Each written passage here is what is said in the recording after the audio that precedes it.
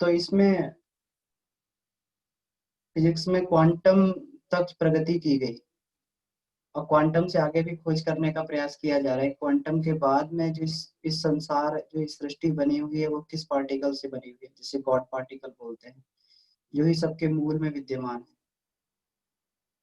लेकिन कुछ लिमिटेशन है, प्रयास भी किए गए, बड़ी बड़ी मशीनें लगाई गई, पार्टिकल कोलाइडर लगाए गए कि किसी तरीके से उस गॉड पार्टिकल को खोज लिया जाए। लेकिन भौतिक विज्ञान की सीमाएं हैं।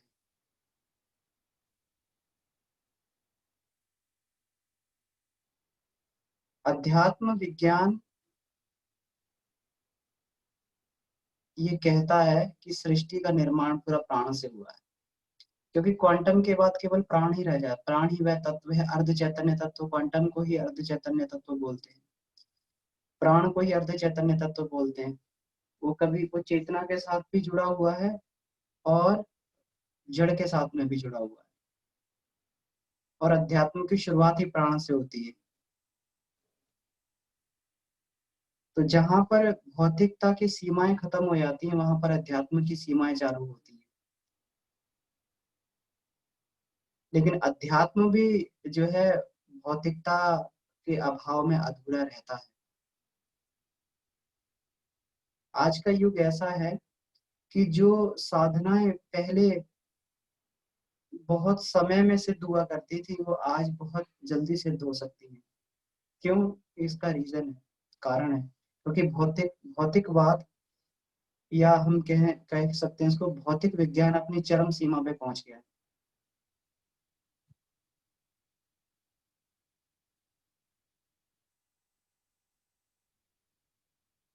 कहते हैं कि जब भी तंत्र के प्रयोग, प्राणिक चिकित्सा की जाए, तंत्र किया जाए, तो लक्ष्य वहां पे स्पष्ट होना चाहिए कि किस पर प्रयोग, कहाँ पर प्राण को फेंका जा रहा है। तंत्र भी एक प्राण विद्या ही है कि प्राण को भेजा कहाँ जा रहा है, और अगर लक्ष्य निर्धारित हो तो वहां पर प्राण का संधान किया जाता है।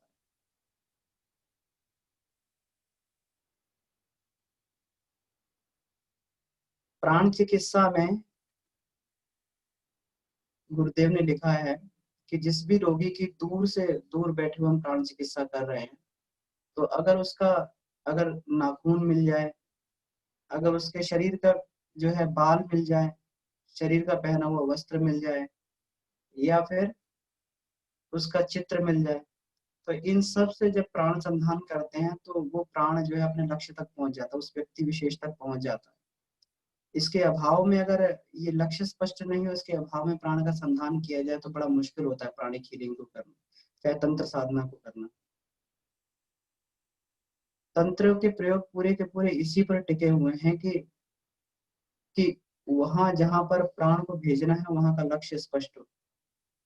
छोटे बच्चे जो होते हैं उनको जब पैदा होते हैं, मुंडन करने से पहले उनको बाहर नहीं ले जाते, क्योंकि बाल कट जाए, अगर तंत्र प्रयोगी अगर बाल काट ले बच्चे के, और बाल से तंत्र प्रयोग हो जाता है, बच्चे के नाखूनों से तंत्र प्रयोग हो जाता है, उस पर बच्चे के कपड़े से तंत्र प्रयोग हो जाता है। तो ये उसकी, क्योंकि मनोभूमि बड़ी ही कोमल होती है, और तंत्र का प्रयोग जो है कोमल मनोभूमि वाले व्यक्ति पे बहुत जल्दी होते हैं, और लक्ष्य मिल जाता है, एक वेधन का लक्ष्य मिल जाता है।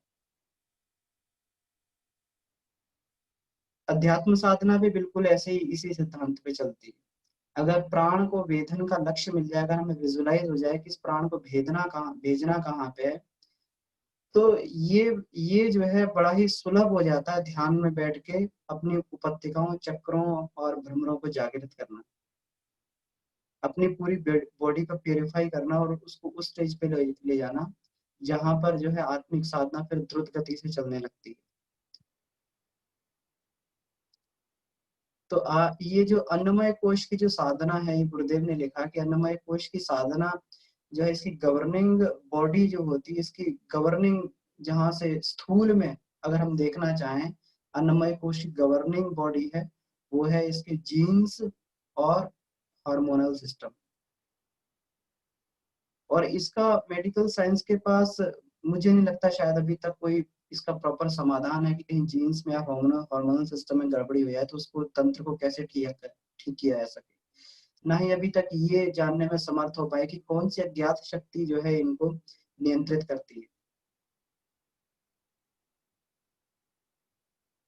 लेकिन आज भौतिक विज्ञान की प्रगति के कारण व्यक्ति जो है इस शरीर की सबसे छोटी इकाई जिसे सेल बोला जाता है, सेल के अंदर को भी विजुलाइज कर सकता है, अपने सेल को, सेल के अंदर के क्रोमोसोम को, क्रोमोसोम के अंदर के जीन्स को, जीन्स के अंदर के डीएनए को, डीएनए तक पहुंच सकता है वो, बिल्कुल विजुलाइज कर सकता है, क्योंकि उसे उसका स्ट्रक्चर मालूम है कैसा है। भौतिक विज्ञान ने बिल्कुल क्लियर फिगर बना दिया।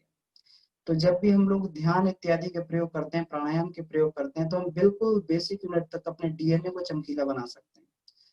और जानते हैं कि इसमें जो है ये अभी दीदी बताएंगे, म्यूटेशन टर्म होती है इसमें, म्यूटेशन, इसमें जीन्स जीन्स म्यूटेशन होता है। अगर किसी जीन्स में अगर कुछ चेंज करना तो उसे म्यूटेट कर दिया जाता है परमानेंटली, उसमें हेरिडिटरी कैरेक्टर उसमें चेंज कर दिए जाते हैं, बदल दिए जाते हैं। तो ये बिल्कुल जीन्स का म्यूटेशन हम प्राण के संधान से कर सकते हैं। ध्यान में बैठकर हम अपनी इडा पिंगला नाड़ियों से प्राण का प्रवाह हम उस अपनी पूरी बॉडी में होते हुए, ऑर्गन में होते हुए उस सेल तक पहुंचा सकते हैं, उस टिश्यू तक, उस सेल तक पहुंचा सकते हैं जहां पर उसकी बेसिक यूनिट है। और फिर उसके अंदर भी हम लोग वहां तक पहुंचाते हैं जहां उसका जहां उसका न्यूक्लियस है, न्यूक्लियस के अंदर उसके क्रोमोसोम है, क्रोमोसोम के अंदर जो है उसका जीन्स और फिर डीएनए है। वहां तक जाके हम अपनी शक्ति को वहां तक पहुंचाते हैं, और बिल्कुल अंदर से बिल्कुल एकदम प्यूरिफाई होने लगता है। गुरुदेव ध्यान में एक बोलते हैं, एक बात बोलते हैं, कण कण में प्रज्ञा। कण कण में प्रज्ञा का मतलब क्या है? प्रज्ञा बुद्धि तो वह बुद्धि है जो मस्तिष्क को एक एक एक जो है एक गति प्रदान करती है, एक दिशा प्रदान करती है, किस दिशा में बढ़ना चाहिए, प्रज्ञा बुद्धि। लेकिन फिर कण कण में प्रज्ञा का क्या मतलब है? गुरुदेव ये बोलते हैं कण कण में प्रज्ञा, रोम रोम में प्रज्ञा। तो इसका क्या मतलब हो? इसका बिल्कुल मतलब है, और बड़ा ही वैज्ञानिक गुरुदेव ने ये समाधान दिया कि कण कण में और रोम रोम का मतलब ये है, हमारे कण कण में, रोम रोम में जो हमारे बॉडी सेल हैं उनका भी एक मस्तिष्क है। और अगर वो मस्तिष्क अगर उनका गड़बड़ा जाएगा तो पूरे शरीर में फिर वो रोग जो है टिश्यू में, ऑर्गन में, फिर वो शरीर में पूरा दिखाई देने लगे। तो वहां से हम पूरा प्रॉब्लम को ठीक करते हैं। और ये अन्नमय कोश की साधना बिल्कुल वहां तक जाके जो है ये ठीक करती है। तपश्चर्या के द्वारा जो चुंबक बनता है, जो चुंबकीय शक्ति बनती है, विद्युत शक्ति बनती है, जैव विद्युत बनता है, जैव चुंबक बनता है, और जो रेडिएशंस पैदा होती हैं बिल्कुल वहां तक भेजी जाती हैं, बिल्कुल एकदम डीएनए तक भेजी जाती हैं। वहां से उसका केमिकल कंपोजिशन जो है बदल दिया जाता है। बहुत सारे हमारे यहाँ ऐसे लोग हुए हैं, वाल्मीकि जैसे लोग हुए हैं, रत्नाकर डाकू थे, वाल्मीकि बन गए, पूरा का पूरा उनका जीवनचर्या ही बदल गई, पूरा पूरा व्यक्तित्व बदल गया। हमारे यहाँ बहुत सारे जो है इस तरीके से अंगुली माल जैसा डाकू जो है बिल्कुल बौद्ध भिक्षु बन गया। तो ये केवल उसी का प्रभाव था कि किस तरीके से अपने आचार विचार और आध्यात्मिक साधनाओं से बिल्कुल अपना इंटरनल का परिवर्तन कर लिया। तो आज हम ये पूरा विजुलाइज करके, आज दीदी हमें पूरा बताएंगे अंदर तक कि बिल्कुल हमारा अंदर तक क्या चीज होती, कैसे होती, कैसे हम ध्यान में बैठ के उसको विजुलाइज करें, प्राणायाम में बैठ के विजुलाइज करें, और अपने डीएनए को, अपनी अपनी जो है सेल को, अपने सेल के ब्रेन को कैसे चमकीला बनाए। क्योंकि ये सेल में अगर प्रज्ञा बुद्धि नहीं होगी, अगर उसका न्यूक्लियस गड़बड़ा जाएगा तो फिर वो कैंसर भी पैदा कर सकता है। तो अपनी प्रोग्रामिंग से जो डीएनए उसकी प्रोग्रामिंग, अपनी प्रोग्रामिंग से फिर जो है वो हट जाएगा और वो प्रोग्राम करेगा जो उसको आचरण नहीं करना चाहिए। तो ठीक है, तो दीदी को हम लोग जो है इसमें प्रार्थना रिक्वेस्ट करते हैं, प्रार्थना करते हैं कि दीदी आए और इसमें हमें जो है इसके बारे में परिचय दें दीदी। और जी दीदी। जी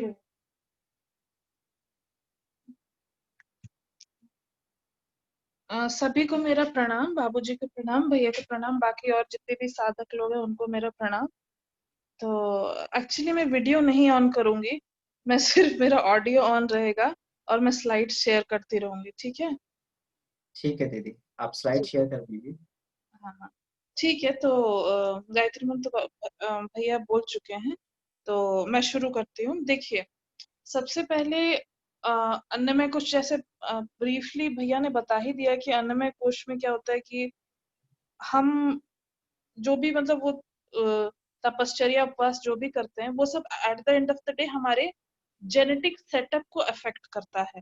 तो पहले मैं वैज्ञानिक पक्ष से शुरू करती हूँ कि एक कैसे सेल बना होता है, फिर उसके अंदर न्यूक्लियस कैसे होता है, वो उस तरफ से जाती हूँ, फिर उसके बाद हम प्रैक्टिकल एस्पेक्ट पे बाद में बात करें, ठीक है।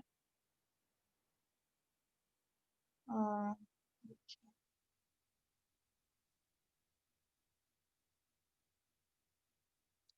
जी दीदी, आप अपनी स्लाइड को शेयर कर दीजिए, हाँ तो हाँ इसमें हाँ, मैं एक इसको सेकंड। स्पॉटलाइट करता हूँ।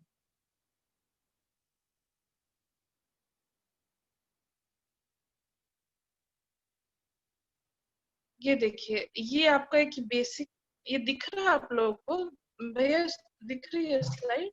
हाँ, स्लाइड दिख रही दीदी, मैं इसमें इसको जो है, हाँ, ये एक बेसिक स्ट्रक्चर ऑफ सेल है ये ना? इसमें इसमें देख छोटा लीजिए। दिखाई दे रहा है हम लोगों को थोड़ा सा ये। अच्छा, अब ये छोटा सा दिखाई दे रहा है ये। अब हाँ, थोड़ा बड़ा हुआ। ठीक हाँ, है, ठीक है, अब बताओ। इसमें देखिए, इसमें जो है बेसिक स्ट्रक्चर ऑफ सेल में जब देखेंगे हम, दीदी, इसमें आप थोड़ा सा अपना वीडियो एक बार ऑन कीजिए, तो मैं आपको स्पॉटलाइट कर दूं पहले इसमें, तो फिर वो उसमें वही आएगा कि फिर स्पॉटलाइट, आप ऑफ कर सकते हैं वीडियो। एक सेकेंड, एक सेकेंड।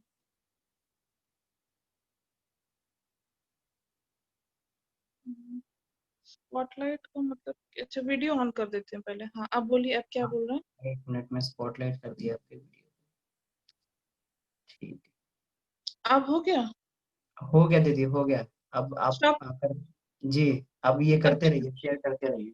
ठीक। हाँ, ये देखिए, ये बेसिक स्ट्रक्चर ऑफ सेल है।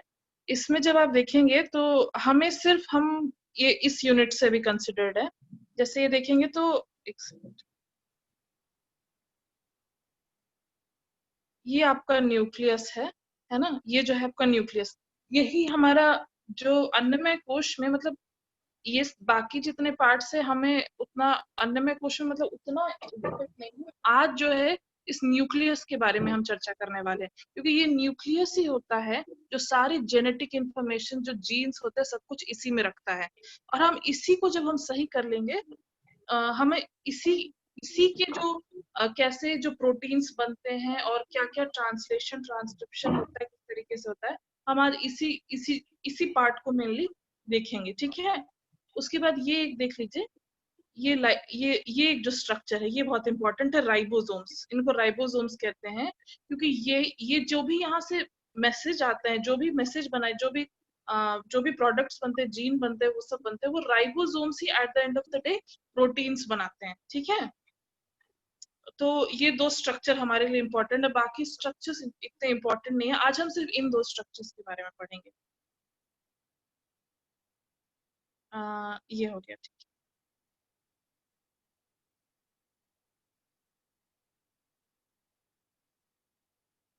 है, ये हो गया ये। उसके बाद ये देखिए, ये एक ज्यादा बेटर पिक्चर है ना? ये है इसमें, ये देख रहे हैं आप? ये उसी चीज को मैं और थोड़ा सा, जैसे वो मैंने दिखाया था इन सर्कल कर करके कि वो न्यूक्लियस था, है ना? तो उस न्यूक्लियस में ये एक और चीज आ गई है। ये उसी जो न्यूक्लियस है उसको और थोड़ा सा मैग्नीफाई करके आप देखिए। न्यूक्लियस है ये, इसके अंदर ये न्यूक्लियोलस है। यहीं पे जो न्यूक्लियस होता है, इसी में सबसे ज्यादा जो जेनेटिक मटेरियल होता है वो कंडेंस्ड फॉर्म में होता है। तो ये चीज एक बार हो गई, मतलब वो जो मैंने आपको पहली स्लाइड में दिखाया था न्यूक्लियस, उसको थोड़ा और मैग्नीफाई करके इसमें दिखा रही। और स्टॉप शेयर क्यों नहीं हो रहा?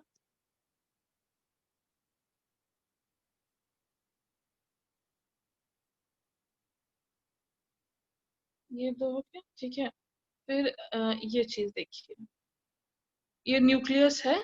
जैसे इसमें आप देख सकते हैं कि ये देखिए थोड़ा और इसको मैं, जैसे मैंने दिखाया था, ये इस तरीके से देख रहे हैं। ये जो न्यूक्लियोलस है यहाँ पे, ये फिर से थोड़ा सा और मैग्नीफाई करके दिखा रही हूँ, है ना? पता नहीं,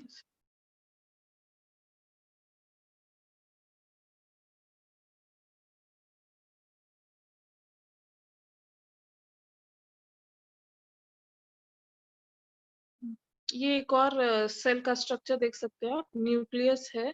और ये न्यूक्लियोलस है, राइबोसोम से सेल मेम्ब्रेन है, ये सब, ये एक और दिखा दे रही हूँ, ये एक और पिक्चर है सेल का। ठीक है, तो अब सेल का तो काफी हो गया है पिक्चर, और दिख सकते हैं।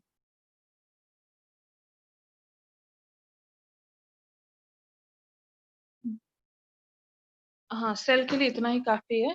अब हमें ये देखना है, एक ये इम्पोर्टेंट जो चीज हमारी होती है न्यूक्लियस में, ये हमें मेनली क्या कंसर्न्ड है, हम लोग जो अभी पढ़ने जा रहे हैं कि जो कैसे जेनेटिक इंफॉर्मेशन हमारी जो होती है, जैसे देखिए ये एक ये प्रोसेस आप देखिए, जैसे ये होता है, ये आप डीएनए एपिजेनेटिक्स इसी कहते हैं, कि जैसे क्या होता है कि जो हमारे जो जीन्स होते हैं, जो मैंने आपको दिखाया था कि सेल होता है, न्यूक्लियस होता है, उसके अंदर जो न्यूक्लियस होता है उनके अंदर ये जीनोम्स होते हैं, उसमें करीब करीब 3 बिलियन बेस पेयर्स होते हैं। तो इसमें जो ये जीन्स होते हैं, यही जो है कंडेंस होकर क्रोमैटिन बनते हैं, और यही जो फिर बना के आपके जो जीन एक्सप्रेशन जब होता है, जैसे जो जो प्रोटीन होता है, और यही हमारे फिर at the end of the day सब कुछ हमारे बॉडी को हमारे बॉडी को अफेक्ट करते हैं, कि जैसे जीन्स में जीन्स जो होते हैं वो बताते हैं कि ये प्रोटीन बनना चाहिए, वो जो प्रोटीन बनता है, फिर मैंने बताया था जैसे न्यूक्लियस में जीन्स होता है, फिर वो जब ट्रांसक्रिप्शन ट्रांसलेशन जब हो जाता है, प्रोटीन्स बन जाते हैं हमारे बेसिक, जैसे हमारे बॉडी की जो मॉलिक्यूल्स है, कार्बोहाइड्रेट, प्रोटीन्स, फैट्स और एसिड्स, ये सब, तो उसमें प्रोटीन एक बहुत ही इंपॉर्टेंट मॉलिक्यूल है, बिकॉज प्रोटीन जो है हर चीज में इन्वॉल्व होता है, आपके हार्मोनल सिस्टम के लिए भी होता है, क्योंकि जितने भी पूरे बॉडी में जितने भी रिएक्शंस होते हैं, सब कुछ होता है, वो प्रोटीन से ही होते हैं। तो मतलब उसमें जितने भी रिएक्शंस, उसमें प्रोटीन का एक बहुत बड़ा रोल होता है। इसीलिए, क्योंकि हमारे at the end of the day हमारी बॉडी बहुत ही डायनेमिक, हमारी बॉडी डायनेमिक इक्विलिब्रियम में रहती है, ये स्टैटिक फंक्शन में नहीं। जैसे बाबूजी बताते हैं कि हमेशा इसमें कुछ ना कुछ, मतलब हमेशा करोड़ों सेल मरते हैं, करोड़ों सेल बन रहे होते हैं। तो उस समय क्या होता है, तो ये डायनेमिक बॉडी, हमारी बॉडी स्टैटिक नहीं, बहुत ही डायनेमिक हमारी बॉडी है।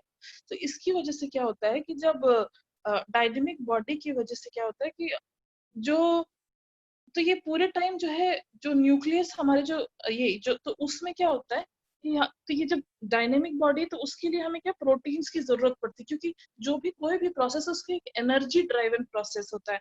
तो उसमें क्या होता है, एंजाइम्स चाहिए, कैटलिस्ट चाहिए, बहुत सारे प्रोसेस, तो उसके लिए प्रोटीन की जरूरत पड़ती है। वो ही प्रोटीन जो होता है हमारे पूरे बॉडी के मेटाबॉलिज्म को कन्वर्ट करता है, मतलब कंट्रोल करता है। तो वो जो मेटाबॉलिज्म होता है, वो मेटाबॉलिज्म जो है वो कैसे, अब वो प्रोटीन से होता है, वो प्रोटीन के जो कैसे कंट्रोल होता है, वो जीन से कंट्रोल होता है। तो अगर हम जीन्स को किसी तरीके से, जिस तरीके से मॉडिफाई कर सकते हैं, है ना, तो आप देखिए जैसे कोई भी चीज है, रूट, जैसे कोई भी डिजीज होता है, तो उसके हम रूट पे जाते हैं। जैसे आज देखिए, अभी आजकल कोरोना एपिडेमिक है, तो हो गया, तो क्या कर रहे हैं हम, प्लाज्मा थेरेपी ला रहे हैं।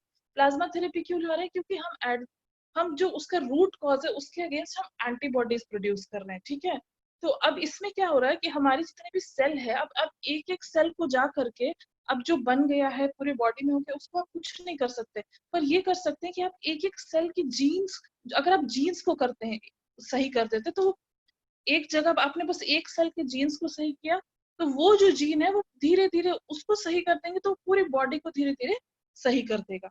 ठीक है, क्योंकि आपने जो उसकी जो मेन जो बेसिक जो चीज है, उसको ही अगर उसमें जो मॉडिफिकेशन कर देंगे, तो वो सही प्रोडक्ट बनाने लगेगा, और वो जो है फिर पूरी बॉडी, फिर बॉडी को सही चीजें देने लगेगा, प्रोटीन सही देने लगेगा।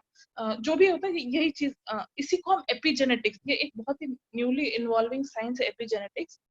जो एपिजेनेटिक्स है कि how does food affect our gene, या फिर बहुत सारे फैक्टर्स होते हैं, नॉट जस्ट, मतलब बहुत सारे फूड नहीं होते हैं, मतलब बहुत सारे फैक्टर्स नहीं, सॉरी, मतलब सिर्फ फूड नहीं, जैसे लाइफस्टाइल, आपके लाइफस्टाइल कैसा है, इन्वायरमेंटल फैक्टर्स कैसा है, और लाइफस्टाइल, इन्वायरमेंटल फैक्टर्स, और ये और खान खान पिए खान पान, और इनफैक्ट ये सब जो मैटर करता है ना, है आपके जीन एक्सप्रेशन को चेंज करना। ये इस तरीके से हुआ कि कैसे जीन एक्सप्रेशन, ये तो हम, ये हमारा जो ये जो साइंस है एपिजेनेटिक्स, ये नई साइंस है, तो ये बहुत ही ज्यादा इसमें रिसर्च की जरूरत है एपिजेनेटिक्स में, क्योंकि जैसे डीएनए मिथाइलेशन होता, सॉरी, तो यही होता है। लेकिन हम अन्नमय कोश में क्या कर रहे हैं, हम हम ऐसा जो हम ऐसा फूड लेंगे, हम ऐसा प्राणायाम करेंगे, हम ऐसे इन्वायरमेंट में रहेंगे कि हम, जैसे बाबूजी बताते हैं कि हम उस जीन प्रक्रिया को खुद से चेंज कर देंगे, दूसरों के बाहर की चीजों से अफेक्ट नहीं होना है, हम वही चीज लेंगे जिससे हमारे जीन्स को अफेक्ट हो, कुछ इस तरीके से। ठीक है।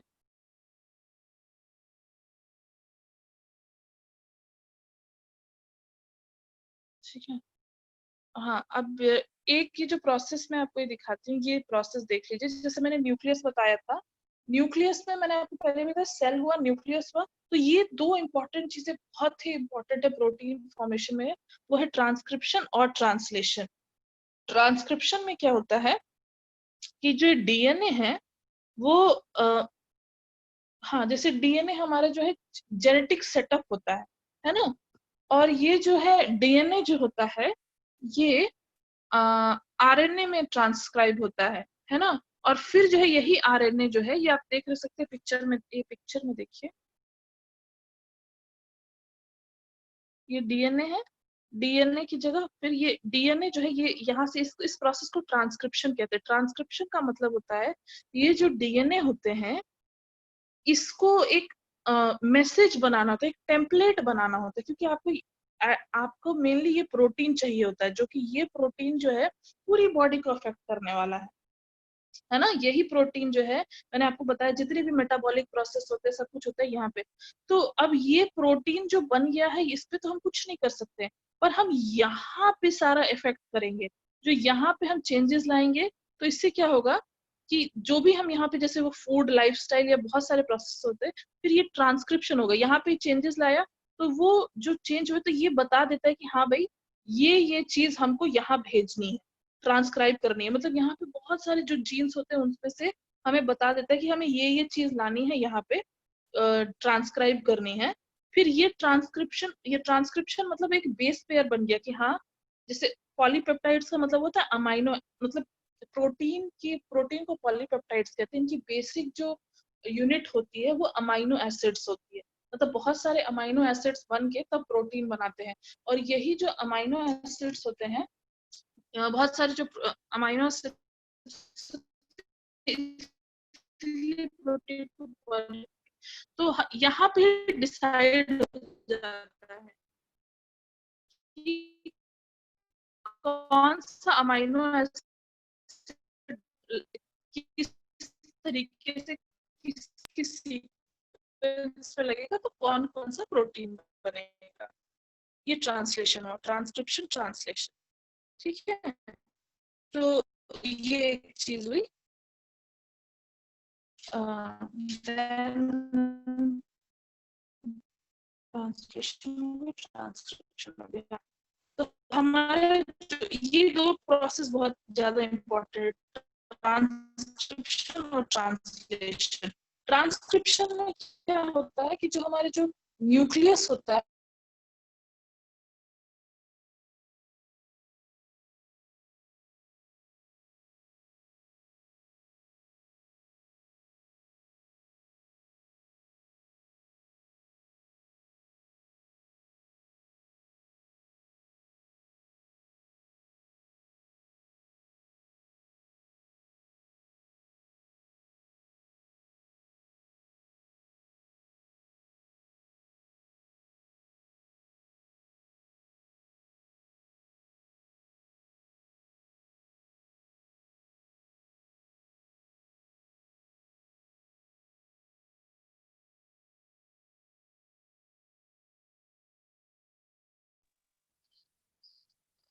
दीदी आपकी आवाज चली गई है, श्वेता दीदी, ऑडियो नहीं आ रहा आपका।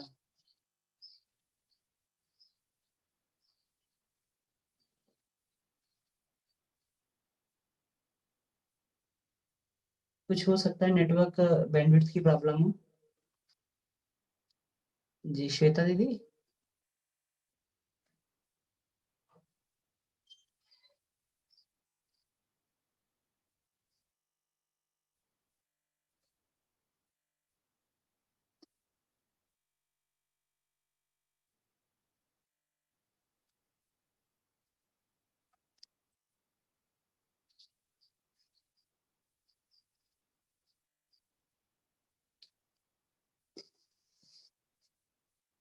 शायद कुछ नेटवर्क इशू है इस वजह से।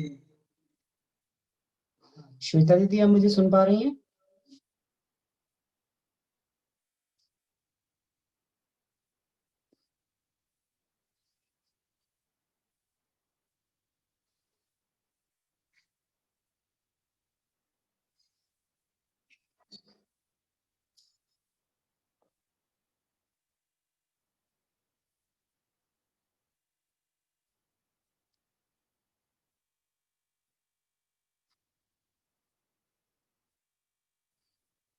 हाँ ठीक है भैया, ठीक है। वो बीच में जी, मेरा थोड़ा सा बीच में वो नेटवर्क चला गया था। कोई बात नहीं दीदी, आप अपना स्लाइड को शेयर कर दीजिए। हाँ हाँ हाँ, ये वो वाला हो गया ना। हाँ, ये हो गया। ये एक, ये मैंने पहले ये स्लाइड आपको दिखा चुकी हूँ, ये है ना। जी ये आपको बता चुकी हूँ ट्रांसक्रिप्शन और ट्रांसलेशन। जी दीदी। ठीक है। दूसरा हाँ हाँ, एक और करें शेयर। हाँ हाँ,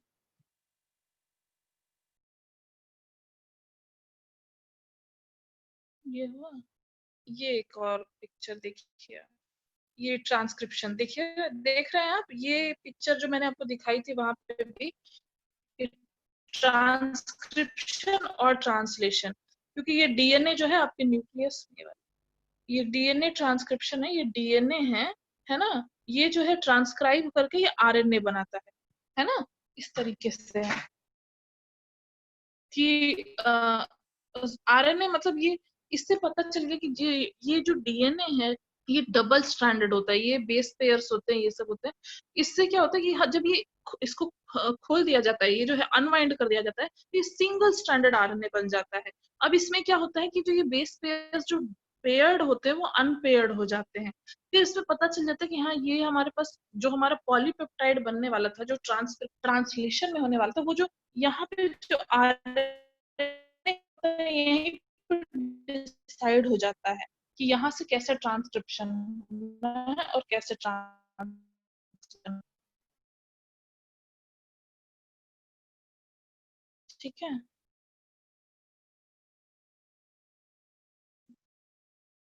और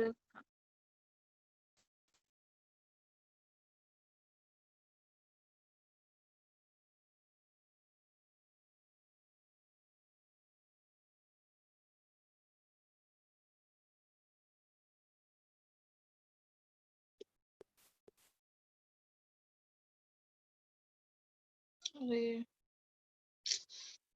यहाँ पे, हाँ भैया नहीं हो रहा है, कुछ प्रॉब्लम आ रही है। हाँ अब बात।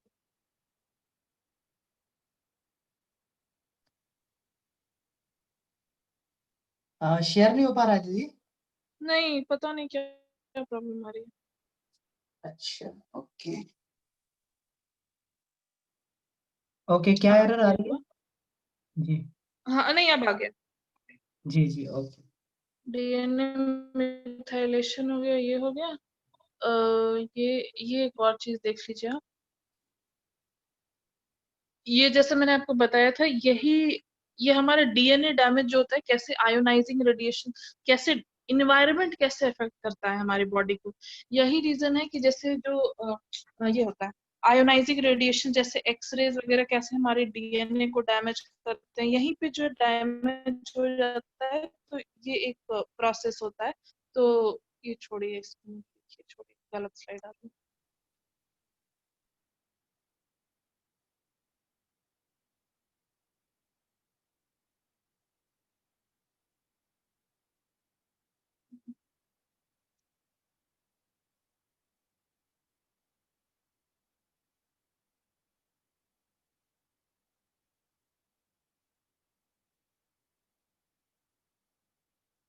हाँ ये देख रहे हैं, यही हम इसी चीज को हम लोग कैसे अफेक्ट करते हैं।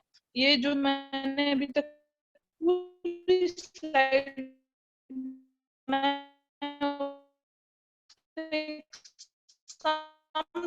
टोटल आप देख सकते हैं कि ये आपके जो सेल होता है,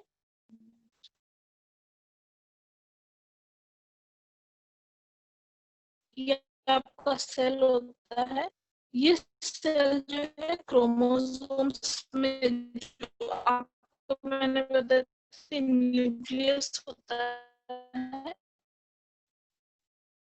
इसमें जो ये क्रोमोसोम्स होते हैं, और यही जो क्रोमोसोम्स होते हैं, इसमें डीएनए किस तरीके से जीन्स होते हैं और ये कैसे डीएनए बनता है, ये तो ये जो म्यूटेशन जो होता है ना, यहीं पे होता है। जो बता रहे थे भैया, ये डीएनए में जो होता है, यहीं पे म्यूटेशन, टेम्परेचर, रेडिएशन, ये सब जो फूड प्रोडक्ट होते हैं, ये सब लॉन्ग टर्म में इफेक्ट करते हैं। जैसे कोई भी चीज, जैसे आप देखते होंगे कि एक एग्जांपल, जो रेड इंडियंस का एग्जांपल्स देखते हो,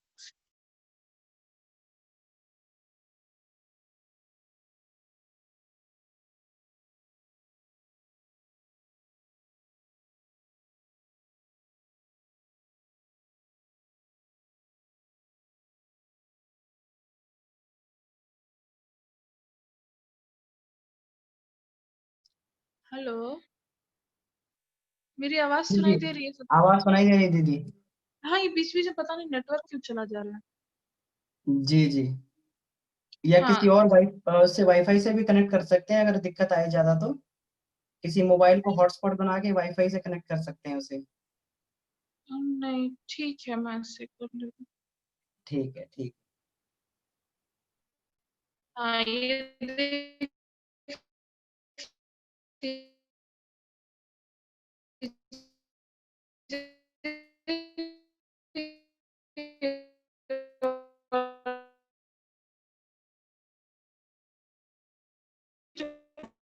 फैक्टर्स होते हैं, फूड, ड्रग, ये सब जो होते हैं, जैसे आप देखते होंगे कि जैसे जो इंडियंस माइग्रेट कर जाते हैं फॉरेन वगैरह में, ये सब में, तो आप देखेंगे एक समय बाद, जैसे मान लीजिए आप, उनके जो बच्चे होते हैं और वो होते हैं, उनका क्या होता है कि आप देखिए, दैट इज द रीजन, क्योंकि वो वहां पे जाते हैं कि उनके पूरे रेडिएशन, उनके जो एनवायरनमेंट होता है वो सब चेंज करता है। तो जैसे मैंने बताया था कि ये सब जो है एनवायरनमेंट जो है, ये सब उसको अफेक्ट करता है, उसकी बॉडी। वो क्या होता है कि एक समय के बाद धीरे धीरे, जैसे होता है जिस तरीके की जगह रहते हैं, वो जा करके वो एक समय के बाद वो जीन्स को अफेक्ट करता है। वो जीन्स जो है धीरे धीरे एक समय के बाद, जैसे मैंने बताया कि जो पेरेंट्स चाहते हैं उनमें उतने चेंजेस नहीं आएंगे जितना बच्चों में, क्योंकि वो क्या होता है, बहुत समय से वहां रह रहे होते हैं, तो उनके जीन्स में वही इन्वायरमेंट और वो सब लेकर के, मैंने आपको पहले बताया कि बहुत ही डायनेमिक प्रोसेस है। तो ये डायनेमिक प्रोसेस एक समय के बाद, जो आपके इतने सालों से जो सेल्स का जो टर्न ओवर होता है, ये सब होता है, इसकी वजह से क्या होता है कि टर्नओवर होता है कि वो जो एक समय के बाद वो प्रोटीन्स जो होते हैं, ये सब होते हैं, वो पूरी बॉडी की जेनेटिक मेकअप उसको बदल देते हैं। यही रीजन होता है कि हमारी जितने भी डिजीज प्रोसेस होते हैं, जैसे आयोनाइजिंग, जो कोल माइन वर्कर्स होते हैं, हम कोई भी जब पेशेंट आता है हमारे पास, तो हम उसके हिस्ट्री जरूर पूछते हैं, जैसे स्पेशली जो गरीब पेशेंट होते हैं, इसलिए क्योंकि क्या होता है कि हमें देखना होता है कि इन्वायरमेंटल फैक्टर्स हैं, तो हमें पता है लंग डिजीज में ज्यादा होगा, है ना। तो अब हम, जैसे अब हमारी जो मेडिकल साइंस है, लंग डिजीज क्या करता है कि हमारे मेडिकल साइंस में क्या है, लंग डिजीज हो गया तो अब डिपेंड्स कि अगर जैसे एस्थमा है, एस्थमा तो है उसको, तो हम कुछ, हमारे पास जितने भी पेशेंट आते हैं उसको कुछ नहीं दिया कि हमने अब एक स्प्रे दे दिया न, अगर स्प्रे है तो थोड़ा सा ज्यादा धनी है, तो मतलब अफोर्ड कर सकता है, मिडिल क्लास है, तो फिर उसको हम स्प्रे दे देते हैं, मेडिकेशन दे देते हैं, भेज देते हैं। पर जो लोअर मिडिल क्लास है, जो स्प्रे नहीं अफोर्ड कर सकते, तो उनको क्या करते हैं कि हमारे हॉस्पिटल बेस पे नेबुलाइजर दे देते हैं, और फिर बोल देते हैं कि उसको बता देते हैं कि हाँ भाई ये दवाई आप ये लेके आ जाएंगे, 10-20 रुपए की, इसको लेके आइए, हम आपको जब भी आपको ज्यादा प्रॉब्लम आइए, हम आपको, ये मशीन हमारे पास रहेगा, इसका पैसा हम बचा देंगे, और हम आपको टाइम टाइम पे अस्थमा पे नेबुलाइज करते रहेंगे, ठीक है। तो इस तरीके से लोअर मिडिल क्लास के लिए। पर प्रॉब्लम यहाँ आती है कि चलिए ठीक है, जो अपर मिडिल क्लास है वो तो लेकिन ऐसा होता है कि मान लीजिए जब कई ऐसे पेशेंट आए, जैसे क्या होता है कि स्पेशली बुढ़ापे में क्या हो जाता है कि जो मान लीजिए जब से एक बहुत ही गरीब पेशेंट है ना, अब प्रॉब्लम क्या होता है, उसके जो रिलेटिव्स है वही आने के लिए तैयार नहीं होते हैं। अब क्या होगा, कि वो ऑटो का खर्चा नहीं करवाना चाहता, ये नहीं करवाना चाहता, इसकी वजह से। तो फिर वो क्या होता है कि हम यही सब चीजें जो होता है उनको हम गाइड कर सकते हैं कि कैसे, अगर वो कैसे हम घर में रह करके ब्रीदिंग एक्सरसाइज जो हम लोग करते हैं, ये सब करते हैं, कैसे वो अफेक्ट करेगा हमारे, कैसे हम अपने जीन्स को चेंज कर सकते हैं। पर प्रॉब्लम क्या होती है कि आ, ये करना पड़ेगा। तो हम जैसे हम पंचकोश में हम कर रहे हैं कि हम किस तरीके का उपवास करें, आसन प्राणायाम करें, तो हमारे जो है वो जीन की प्रक्रिया को वो चेंज करे। ठीक है, यही चीज हम एपिजेनेटिक्स में देखते हैं। फिर उसके बाद एक चीज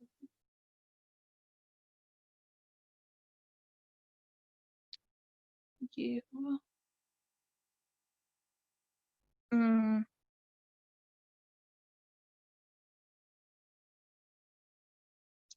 ये एक और प्रोसेस मैंने आपको दिखाया था, ये देख सकते हैं। जैसे डीएनए डबल हेलिक्स है, ये न्यूक्लियो, ये छोड़िए, सबसे मैंने बताया था कि कैसे जीन की प्रक्रिया को चेंज करते हैं। तो इसमें ये दो इंपॉर्टेंट, ये है वो डीएनए मिथाइलेशन और हिस्टोन मॉडिफिकेशन। यही दो चीज है जो सबसे इंपॉर्टेंट है, डीएनए मिथाइलेशन और हिस्टोन मॉडिफिकेशन।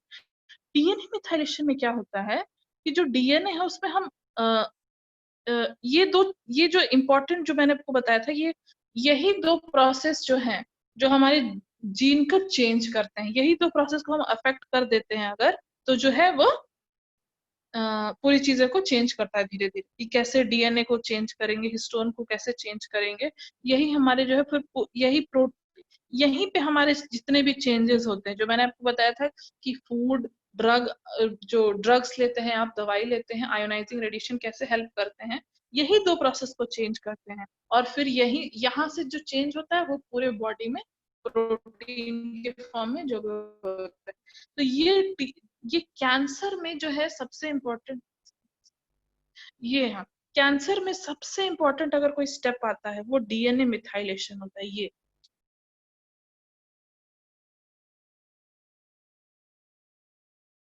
ये हुआ ये डीएनए मिथाइलेशन। हाँ, ये डीएनए मिथाइलेशन जो है सबसे इम्पोर्टेंट है, क्योंकि यही अगर बहुत ज्यादा, ये आप देख सकते हैं कि ये आपका डीएनए का बेस पेयर्स है।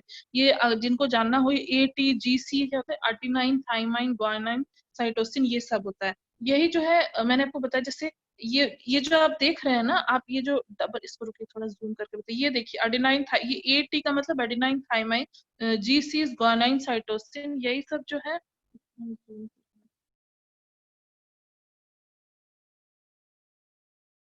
ये देखिए, ये देख रहे हैं ATCG, ये जो आपका डीएनए हेलिक्स जो आप देख रहे हैं यहाँ पे, ये जो आप देख रहे हैं कलर्स देखिए, हाँ, ये कि yellow colour, green colour, red colour, blue colour, ये आप जो देख रहे हैं ना, ये कुछ नहीं है, यही जो चीज है। ये AT, यहाँ पे ये A हुआ, ये T हुआ, ये C हुआ, ये G हुआ। ये क्या होते हैं, ये बेस पेयर्स होते हैं।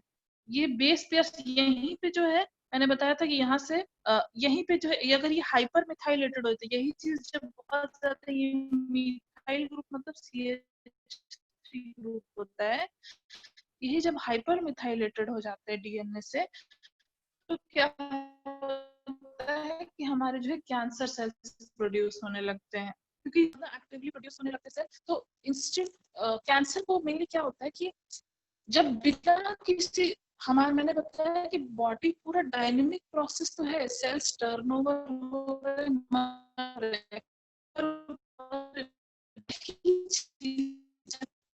अनकंट्रोल्ड रूप में हो जाती है और बिना किसी एक्सटर्नल स्टिमुलाई के हो जाती है। हमारी बॉडी एक मैंने बताया था कि डायनेमिक इक्विलिब्रियम में है, मतलब एक कांस्टेंट अमाउंट ऑफ बॉडी जो हमारे जो सेल्स हैं वो बन रहे हैं, इक्विलिब्रियम जब हट जाता है तो वो कैंसर बन जाता है। उसमें क्या,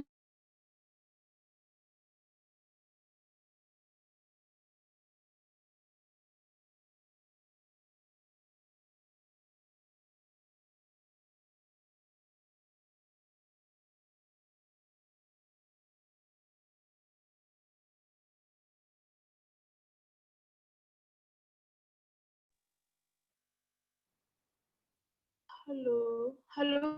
दीदी जी, हाँ, मैं आवाज। सुनाई दे रहा है, मैं मुझे आवाज़ सुनाई दे रहा है।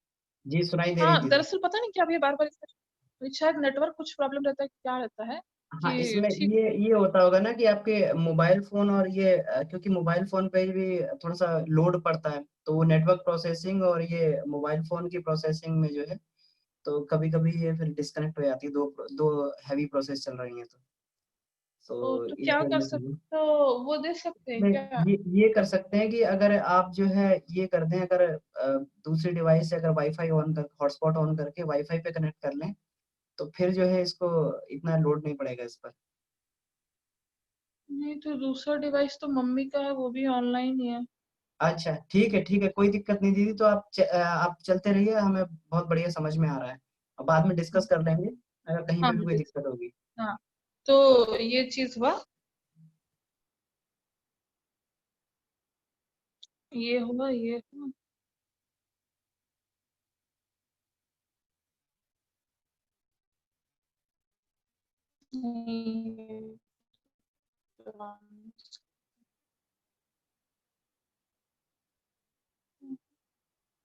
ये देख ले लिया मैंने। क्या करूँ, डू नॉट शो।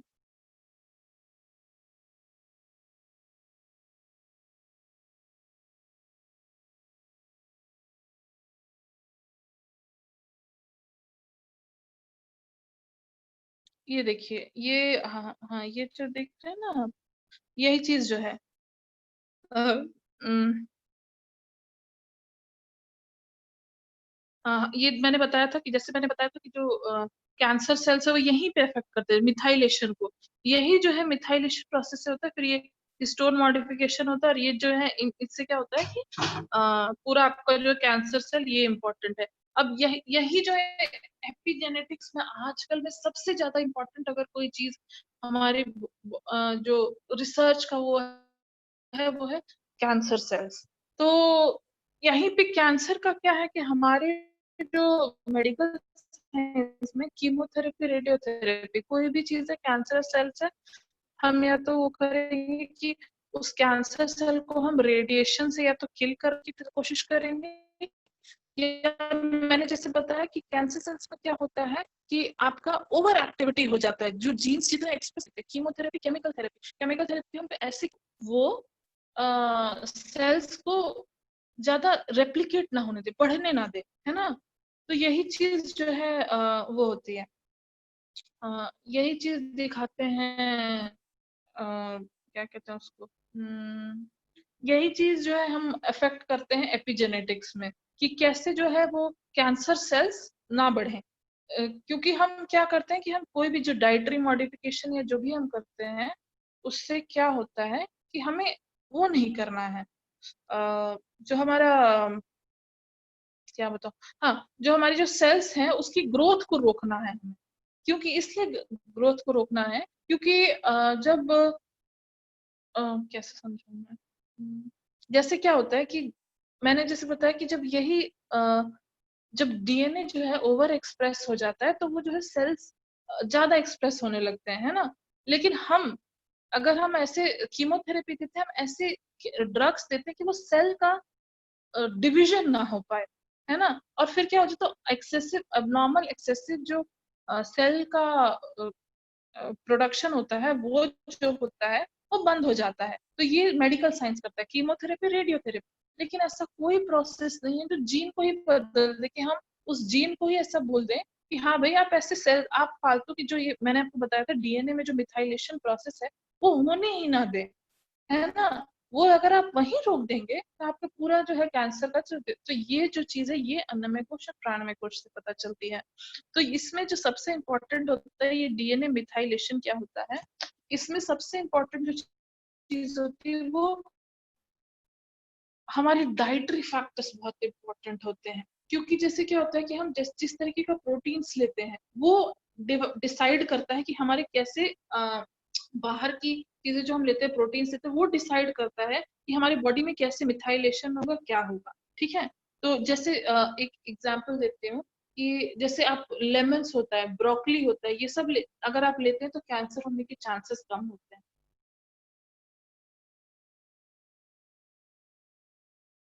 ये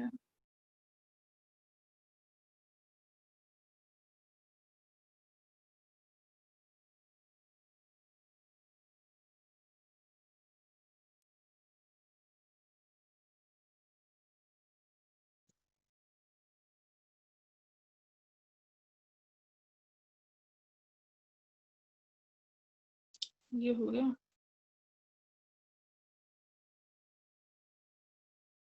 ये एक और देखिए, ये स्लाइड देख सकते हैं आप कि कैसे यहाँ पे मैंने बताया था कि 2 स्टेप होते हैं डीएनए मॉडिफिकेशन में। सबसे इम्पोर्टेंट जो 2 स्टेप होते हैं, एक मिथाइलेशन और हिस्टोन मॉडिफिकेशन। हम यही चीज पे हम अफेक्ट करते हैं।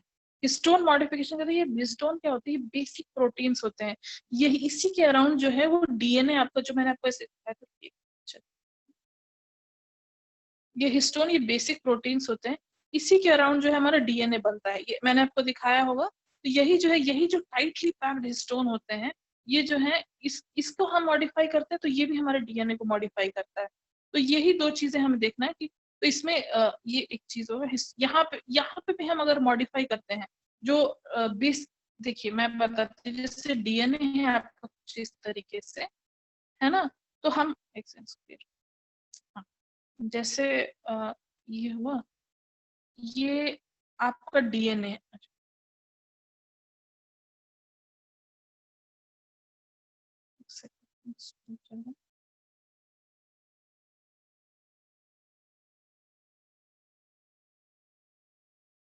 ये इस तरीके से,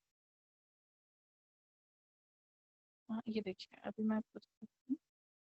जैसे ये डीएनए है ना,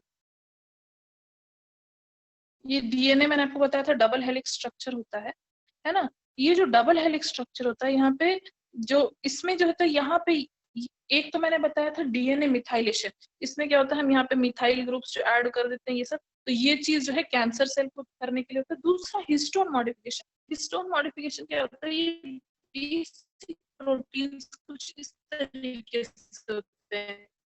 यहाँ पे छोटे इस तरीके से हिस्टोन्स होते हैं, इस तरीके से होता है। ये जो प्रोटीन्स होता है इसमें, और इसी के अराउंड जो है पूरे में हिस्टोन्स होते हैं। और यही इसको भी अगर हम मॉडिफाई करते हैं, तो इसमें हिस्टोन में क्या होता है, असिटाइलेशन होता है। वो दो अलग प्रोसेस हो जाता है। जैसे डीएनए में मिथाइलेशन हुआ, उसी तरह से यहाँ पे असिटाइलेशन होता है। और एक असिटाइलेशन होता है, और इसमें मिथाइलेशन मुझे याद नहीं, इसमें असिटाइलेशन होता है। तो ये चीज को हम अगर अफेक्ट, इसको भी हम अफेक्ट कर देते हैं, है ना। तो ये जो है हमारे जो है, फिर मैंने जैसे बताया कि एक तो आप यहाँ पे चेंज करते हैं तो भी, फिर ये पूरे डीएफ, ये भी जीन को, पूरी प्रक्रिया को बदलता है। तो यही यहीं पे हमारा जो है, जो हिस्टोन मॉडिफिकेशन और डीएनए मिथाइलेशन, यही तो चीज होती है, वो अफेक्ट करती है हमारे पूरे अन्नमय कोश।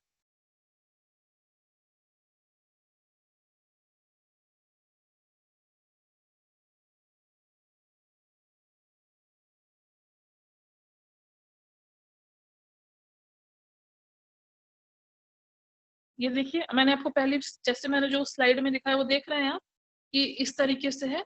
ये डीएनए मिथाइलेशन हो गया, हिस्टोन मॉडिफिकेशन हो गया। यही 2 चीज हमारी जो है वो होती है।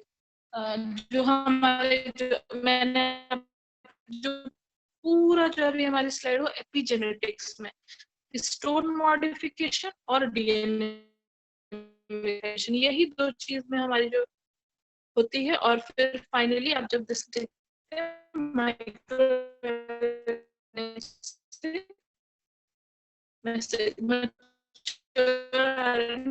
और ये जो है हमारा ट्रांसलेशन होता है। ट्रांसलेशन जैसे होता है कि जो प्रोटीन्स बनाने हैं, वो तो इस तरीके से। अब एक चीज मैं बताना चाहती हूँ कि ये हिस्टोन और जीन्स के, जैसे जीन का एक्सट्रीम जो है कुछ, जैसे क्या होता है कि मतलब जैसे मैंने आपको बताया कि बहुत सारे बेस पेयर्स होते हैं। फिर हमें बताना होता है कि हमें डिसाइड करना होता है कि कौन सा जीन एक्सप्रेस करना होता है, कौन सा रिप्रेस करना होता है। तो यही पे इम्पोर्टेंट होता है, जो हम कहते हैं ना कि यहीं पे सबसे इम्पोर्टेंट होता है कि क्या कहते हैं उसको, जो हमारा ये जो प्रोसेस जो मैंने बताया, हिस्टोन जो मॉडिफिकेशन और डीएनए मिथाइलेशन, यहीं पे जो इम्पोर्टेंट है। क्योंकि अगर हम इसी 2 चीज को अगर चेंज करते हैं, तो हमारा जो है पूरा जेनेटिक सेटअप चेंज होता है। ठीक है।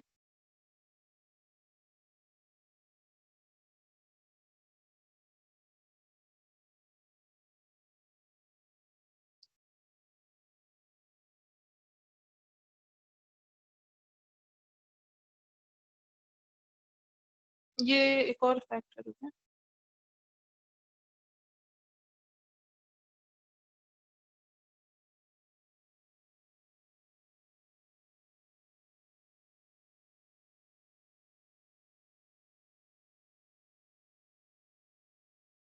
ये मैं पिक्चर दिखा ही चुकी।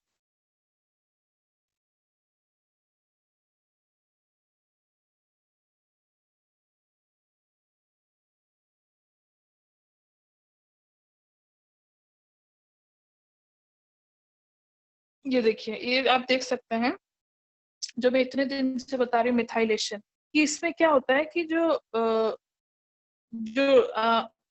पैटर्न ऑफ डीएनए मिथाइलेशन कैसे ऑल्टर होता है ये दिखाया गया है। कि जब यही चीज जो जैसे कैसे समझाऊं इसको मैं, जैसे इसमें मिथाइलेशन की वजह से क्या होता है, जैसे इसमें दिखाया गया है कि जो जैसे कोई भी आपके इनहेरिटेड डिसऑर्डर्स होते हैं जो फीमेल्स में होते हैं कि मिथाइलेशन की वजह से क्या होता है कि जैसे मान लीजिए जो आपका सेक्स क्रोमोसोम्स हमारे बॉडी में, मैंने आपको बताया न्यूक्लियस में 23 पेयर्स ऑफ क्रोमोसोम्स होते हैं, उसमें जो एक पेयर होता है वो सेक्स क्रोमोसोम्स होता है। सेक्स क्रोमोसोम जो होता है वो डिसाइड करता है कि मेल होता है कि फीमेल होता है। तो वो जो होता है उसमें भी कई होते हैं, जैसे आप देखते होंगे कई चीजें होती है कि कई लोग होते हैं जैसे वो एक्सटर्नल अपीयरेंस फीमेल होता है पर इंटरनली एक्चुअली में वो मेल होते हैं। आप जैसे उनके एक्सटर्नल जेनाइटिलिया वगैरह देखेंगे तो वो मेल होते हैं, पर जो जैसे उनका एक्सटर्नल अपीयरेंस फीमेल का होता है। तो यहाँ पे क्या होता है कि ये चीज अफेक्ट करता है, इसको अफेक्ट करता है, क्रोमोसोम्स को अफेक्ट करता है। क्यों? क्योंकि ये इस प्रोसेस से क्या होता है कि जो आपका जो एक्स और वाई क्रोमोसोम्स होता है, वो तो एक्स और वाई जो होता है कि वो अगर वो प्योर है, अगर एक्स एक्स है तो पूरी तरह से फीमेल बन जाता है, एक्स और वाई है तो मेल बन जाता है। पर अगर इसमें कुछ प्रॉब्लम आ जाती है तो फिर क्या हो जाता है कि जो सही तरीके से जो बेबी नहीं होता है, मतलब वो जो बेबी जो होगा वो ना ना, जैसे मैंने बताया था कि कुछ कंजेनाइटल अनोमलीज होती है, ये सब हो जाता है।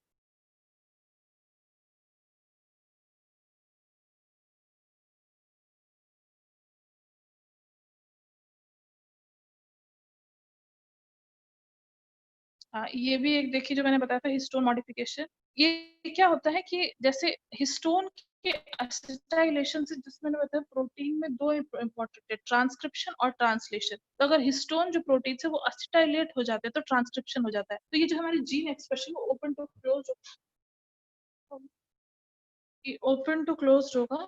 क्योंकि यहीं पे अगर हम इफेक्ट करते हैं तो क्या हम डिसाइड कर लेते हैं कि कौन से जीन को एक्सप्रेस करना है कौन से नहीं करना है, ये चीज हो गया।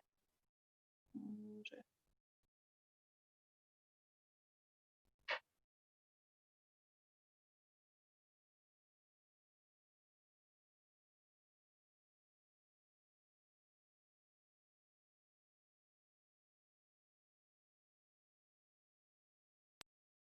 हाँ, बस इतना ही है। और यही दो चीज जो है बहुत, मैंने आपको ये साइंटिफिक प्रोसीजर बताया है। अब कैसे फूड को मैं एक चीज बताना चाहती हूँ, इन्वायरमेंटल फैक्टर्स के बारे में बता सकती हूँ कि कैसे कैसे, क्योंकि क्या होता है कि हम जहाँ जहाँ जाते हैं, जिस तरीके का इन्वायरमेंट में रहते हैं, एस्किमोज रहते हैं, ये सब जगह पे रहते हैं, क्या होता है कि ये जो है मतलब ये क्या होता है, बहुत समय के बाद, जैसे मैंने बताया था, हमारी जीन की प्रक्रिया को चेंज करते हैं और हमारे जेनेटिक सेटअप को चेंज करते हैं। ठीक है।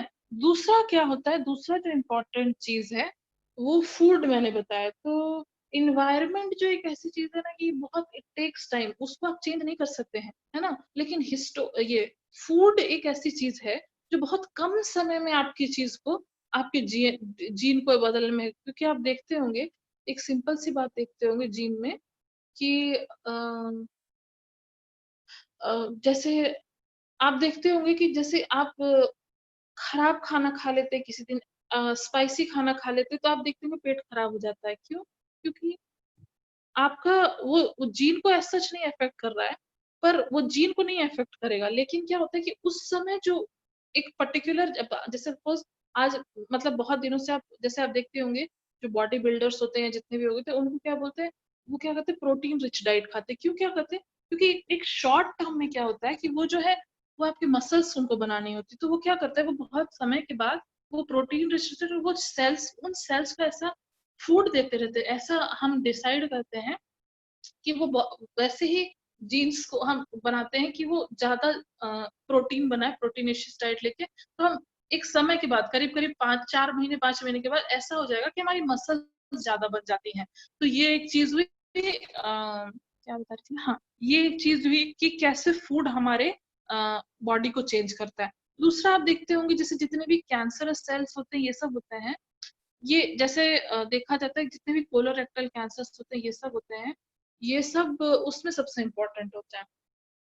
हम्म, ये सबसे ज्यादा देखते होंगे ना कि जो colorectal cancer ये सब होता है, ये सब इम्पोर्टेंट, ये सब नॉन वेजिटेरियन डाइट में ज्यादा होता है, क्योंकि क्या होता है कि जैसे हम प्लांट में क्या होता है कि जो प्लांट के जो हम प्रोटीन्स लेते हैं वो इजीली डाइजेस्टेबल नहीं होते हैं, है ना। और दूसरा क्या होता है, तो उसमें क्या होता है, प्लांट के जो प्रोटीन्स होते हैं वो बहुत कुछ हमारे बॉडी से मिलते हैं, पर जो एनिमल्स होते हैं, हम एनिमल्स से जो प्रोटीन होता है, जैसे आप फिश लेते हैं, जो अच्छी फिश लेते हैं या फिर जो लीन मीट लेते हैं, जो अच्छा अगर लेते हैं, तो वो तो आपकी बॉडी को हेल्प करेगा। पर प्रॉब्लम क्या होता है कि जो हम नॉर्मल जगह से वेजिटेरियन नॉन वेजिटेरियन ले लेते हैं ना, नॉन वेज जो लेते हैं, वो क्या होता है कि हमें पता नहीं होता कि उसने क्या खाया होगा क्या नहीं खाया होगा।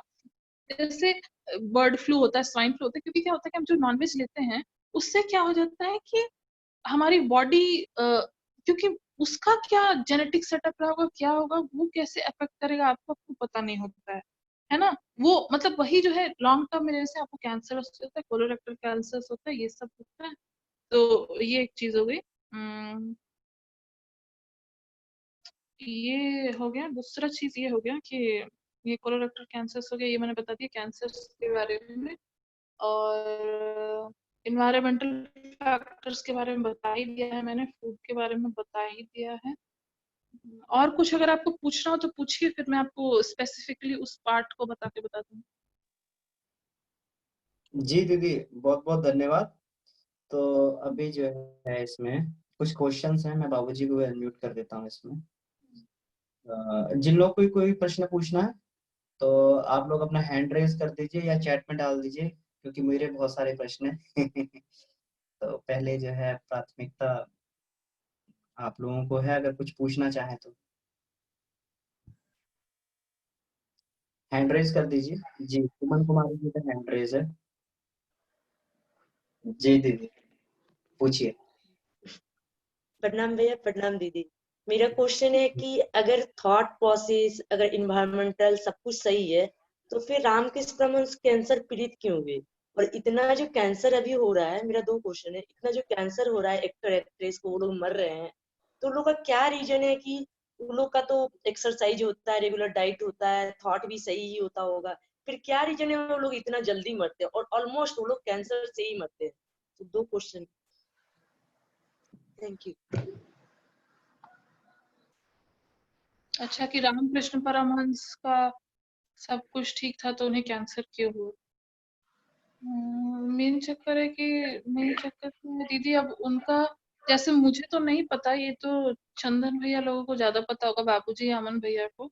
मुझे जितना नॉलेज है कि रामकृष्ण परमहंस, मैंने ऐसा सुना था कि मतलब उनका आध्यात्मिक कुछ था, ये मेडिकल साइंस से रिलेटेड नहीं था।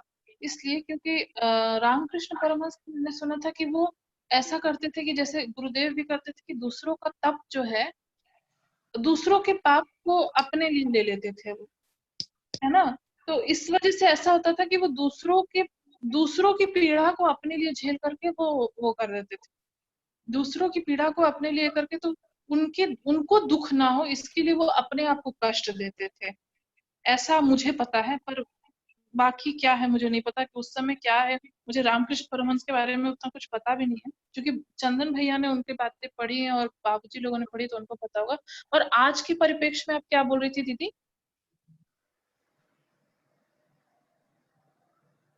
हेलो, हेलो,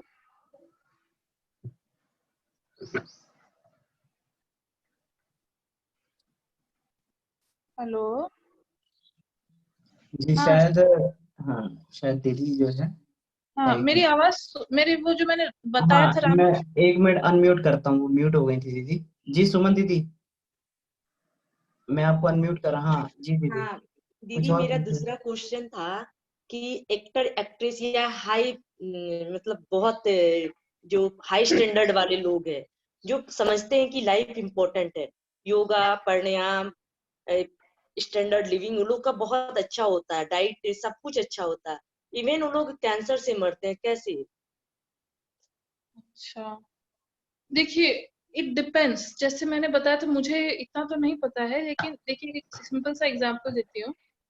अ, मेरे ही कॉलेज के ऑस्थल के सर थे, है ना, दिन रात हॉस्पिटल में काम करते थे। उनको नहीं पता था कि उनको रीनल कार्सिनोमा फाइनल स्टेज था। और जब उनका डायग्नोस, दिन रात हॉस्पिटल में काम कर रहे हैं, उसी में काम कर रहे हैं, और एक दिन अचानक से उतना ब्लीडिंग हुआ, सब कुछ हुआ, और पता चला कि फाइनल स्टेज था, और उनकी डेथ हो गई हमारे ही हॉस्पिटल में, है ना। तो इस तरीके से, तो अब ऐसे अगर कोई पूछेगा कि दिन रात हॉस्पिटल में रहने के बाद, सब कुछ रहने के बाद ही उनकी क्यों डेथ हो गई, तो कैसे बता सकते हो। जहां तक बात है सेलिब्रिटीज को, देखिए कैंसर एक ऐसी चीज है ना दीदी, अब मैंने बताया था कि जैसे लोग कहते हैं क्या कि, अब जैसे एक सिंपल सी बात कहते हैं, कई लोग कहते हैं क्या, कह रहे हमने तो पूरी जिंदगी शराब नहीं पी, ये नहीं किया, वो नहीं किया, फिर भी हमें कैंसर हो गया, है ना। तो मैंने बताया कि डीएनए मिथाइलेशन प्रोसेस बहुत चीजों पे इफेक्ट करता है। हो सकता है कुछ म्यूटेटेड जीन्स हो, कुछ ऐसे हो जो आपको चीजों को अफेक्ट करते हैं। जैसे हो सकता है कुछ इन्वायरमेंटल प्रोसेस, इन्वायरमेंटल फैक्टर्स हो, या कुछ हो जो आपकी उसको अफेक्ट कर, है ना। जो उनके डीएनए को अफेक्ट करते होंगे, या कुछ अफेक्ट करते होंगे। जस्ट कैंसर के मल्टी सिस्टम, मल्टी फैक्टोरियल होता है, सिर्फ फूड से या फिर उससे नहीं होता है ना। कि मतलब हो सकता है कि उनके कुछ म्यूटेटेड ऐसे जीन्स हो या कुछ हो, तो इसकी वजह से उन्हें कैंसर हो जाता है। मुझे ऐसा सच पता नहीं क्यों ऐसा। ओके दीदी, एक और क्वेश्चन।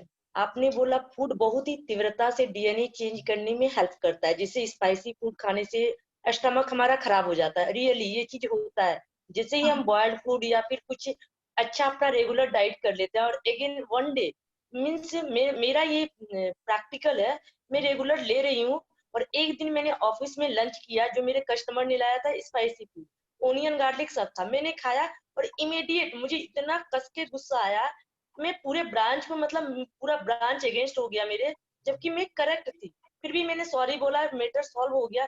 तो क्या इमीडिएट इफेक्ट इतना होता है, तो वहां वो कंडीशन काम नहीं करता क्या?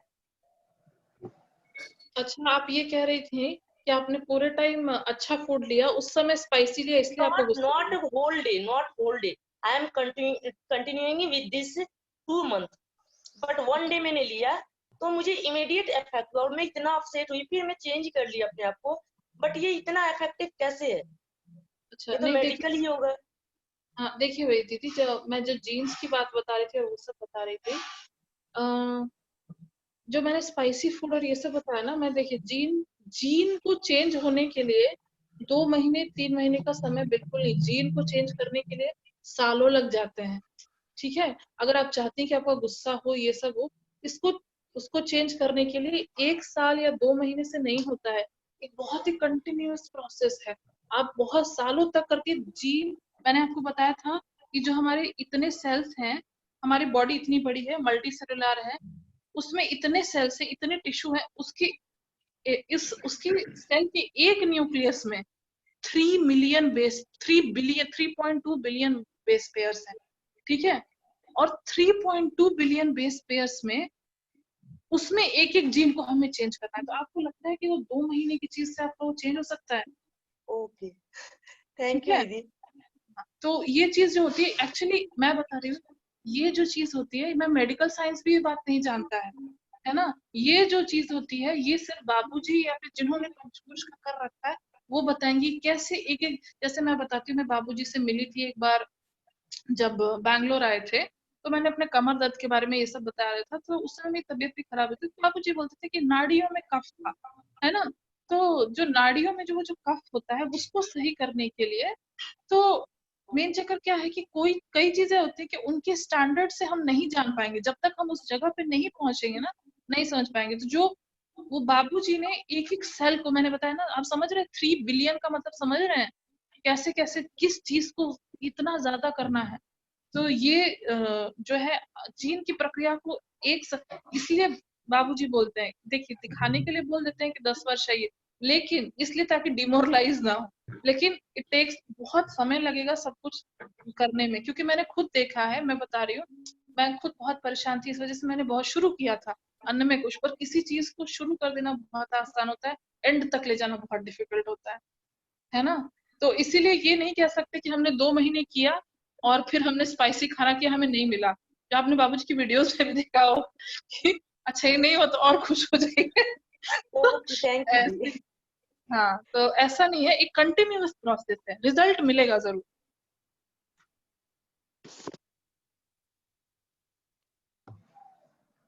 और कोई कुछ?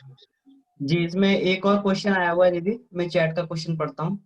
इसमें 2 क्वेश्चन है। विपिन भैया क्वेश्चन है कि ह्यूमन बॉडी में मांसपेशियां एवं त्वचा के सेल की लाइफ साइकिल पीरियड क्या है, कितने दिनों में रीजनरेट होते हैं? मांसपेशी और त्वचा के जो सेल होते हैं। अच्छा, स्किन की मतलब लाइफ साइकिल पूछ रहे, मैं समझी नहीं, मतलब जैसे इनके सेल का लाइफ साइकिल क्या है दीदी, जिन सेल से जो हमारी ये मांसपेशियां बनती हैं या जिनसे त्वचा बनती है, इन सेल का रिसाइकल पीरियड क्या होता है? मतलब रीजनरेट कब हो जाते हैं, कब ये डेड होते हैं और कब ये दोबारा रीजनरेट हो जाते हैं?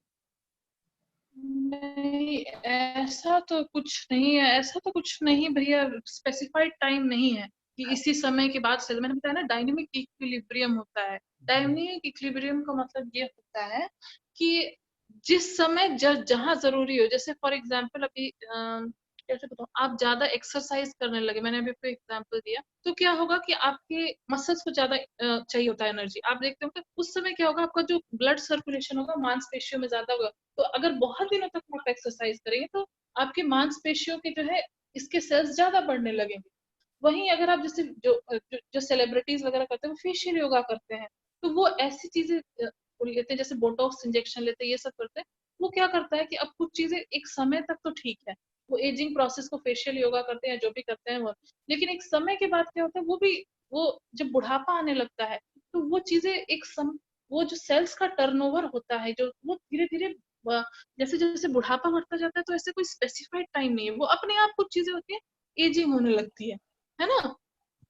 तो वो एजिंग की वजह से क्या होता है, उस समय हम बोटॉक्स इंजेक्शन देते हैं, ये देते हैं, वो क्या करता है, हमारे सेल प्रोसेस को टर्न स्लो करने लगता है। तो ऐसा कुछ स्पेसिफाइड टाइम नहीं है कि स्किन हमारा कब वो होगा, या मांसपेशी, बहुत सारी चीजों पे इफेक्ट करता है, वो बहुत सारी चीजों पर डिपेंड करता है। तो इसमें दीदी जैसे एक सामान्य स्तर क्या होता है, मतलब बॉडी में कोई भी सेल को जैसे जर्मिनेट होता है और फिर उसके डेड होने का एक सामान्य पीरियड क्या होता है? जैसे हम ये मतलब कहते हैं भी कि 40 दिन में बॉडी के पूरे सेल बदल जाते हैं, तो ऐसा कुछ होता है क्या? ऐसा एग्जैक्टली तो नहीं है, देखिए डेली आपके सेल बदलते हैं, मरते हैं, लेकिन ऐसा कुछ स्पेसिफाइड टाइम नहीं कि हाँ भाई 40 दिन में ऐसा, मुझे ऐसा नहीं पता है कि एक स्पेसिफाइड टाइम में ही वो होता है। जी जी, क्योंकि अपन 40 दिन के अनुष्ठान से ये बात जोड़ के बोलते हैं कि 40 दिन अगर अनुष्ठान करेंगे तो हमारे बॉडी का पूरा फिल्ट्रेशन हो जाता है, सारे जो है सेल बदल जाते हैं, नए सेल आ जाते हैं। तो इस तरीके से हम्म, कुछ जोड़ा जाता है इस चीज से। ये तो पता, मेडिकल साइंस में मतलब मुझे नहीं पता इतना, बाकी किसी को पता। जी, इसमें एक और क्वेश्चन है दीदी, ये इन्होंने अमित वशिष्ठ जी ने पूछा है, मोबाइल रेडिएशन मुझे आर्मपिट एवं ग्रोइन रीजन लिम्फ नोड में हलचल एवं पॉइंट पेन होता है, इससे कैसे बचा जाए? मोबाइल छोड़ने के अलावा कोई उपाय नहीं है, इनको शायद रेडिएशन से कुछ प्रॉब्लम है। नहीं, रेडिएशन से आम आर्मपिट एवं ग्रोइन कुछ करके बोला है, ग्रोइन नहीं रीजन। नहीं नहीं, रेडिएशन से कुछ रिलेटेड नहीं है ये कुछ और है, इससे कुछ और रिलेटेड है ना। लिम्फ इन नोड में हलचल। नहीं नहीं नहीं नहीं नहीं, रेडिएशन से इसका कुछ लेना देना नहीं है। है ना। उनको डॉक्टर को कंसल्ट करना पड़ेगा, क्या बात है क्या नहीं, वो बताएंगे जी जी जी जी जी। तो कि इसमें कि रेडिएशन से इसका कोई रिलेटेड नहीं है कि यहाँ पे आर्मपिट और क्रोनिक वगैरह में कुछ।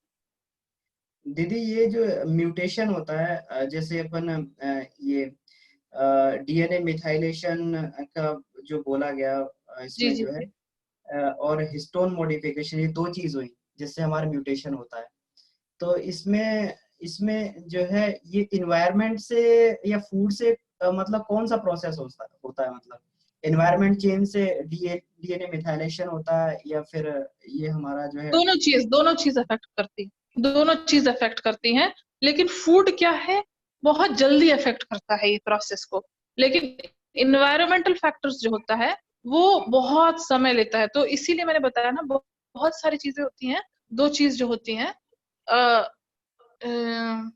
जो इम्पोर्टेंट है वो है कि डीएनए प्रोसेस को मैंने बताया था ना कि दोनों चीज अफेक्ट करती हैं, पर क्या होता है फूड जो है बहुत कम समय में इस चीज को अफेक्ट करते हैं।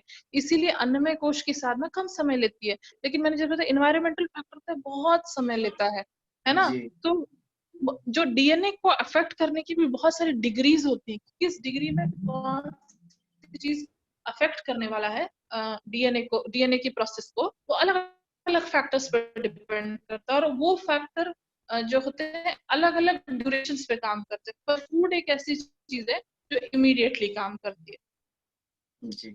तो इसमें दीदी एक क्वेश्चन मेरा और था कि डीएनए मिथाइलेशन जो होता है इसको हमेशा कैंसर से जोड़ के देखा जाता है कि किसी पॉजिटिव वे में भी जो ये होता है डीएनए मिथाइलेशन। पॉजिटिव वे मतलब जैसे? मतलब पॉजिटिव वे का मतलब है डीएनए मिथाइलेशन जो है एक जर्नल प्रोसेस है या फिर ये प्रोसेस डीएनए मिथाइलेशन हो तो कैंसर पैदा हो जाता है। नहीं नहीं नहीं, ये डीएनए मिथाइलेशन ये डिसाइड करता है कि कौन से जीन एक्सप्रेस होने वाले हैं। जैसे मैंने बताया था डीएनए से आरएनए बनेगा, आरएनए से फिर प्रोटीन बनेगा। डीएनए में जहाँ जहाँ कहाँ पे मिथाइलेशन हो रहा है, कैसा मिथाइलेशन हो रहा है, कितना मिथाइलेशन हो रहा है, इससे डिसाइड होता है कि आपके क्या प्रोटीन्स बनेंगे।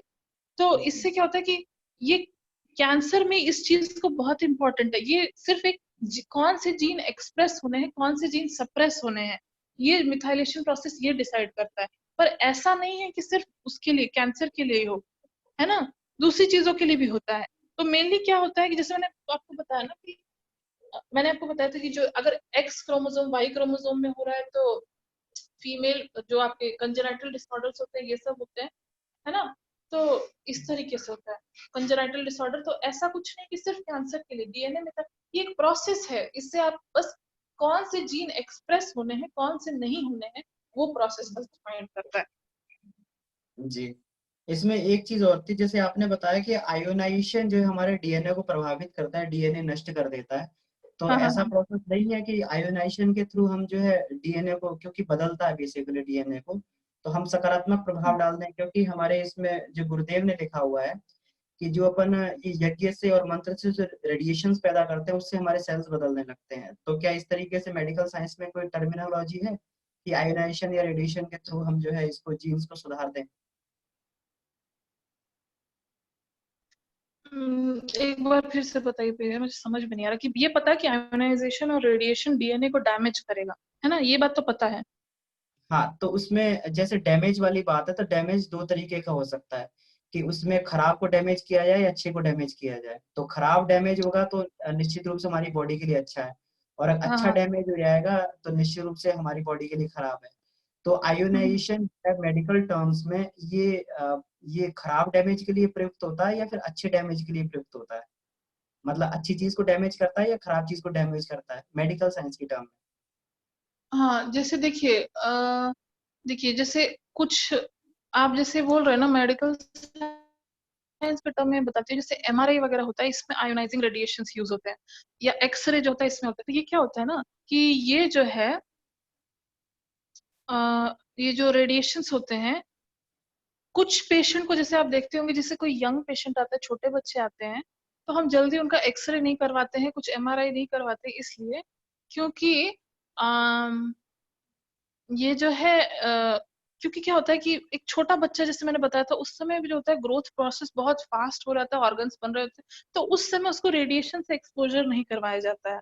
इसलिए नहीं करवाया जाता है क्योंकि मैंने बताया था कि बहुत टेंडर एज में जो है उनको वो होने लगता है, जो टेंडर एज में जो उनके सेल्स का जो वो होता है, सेल्स को अफेक्ट करने लगता है। इसकी वजह से जो होता है कि जो उनका, मैंने बताया जैसे वही प्रोसेस जो होता है, तो इसकी वजह से क्या होता है कि उनके अफेक्ट करने लगता है।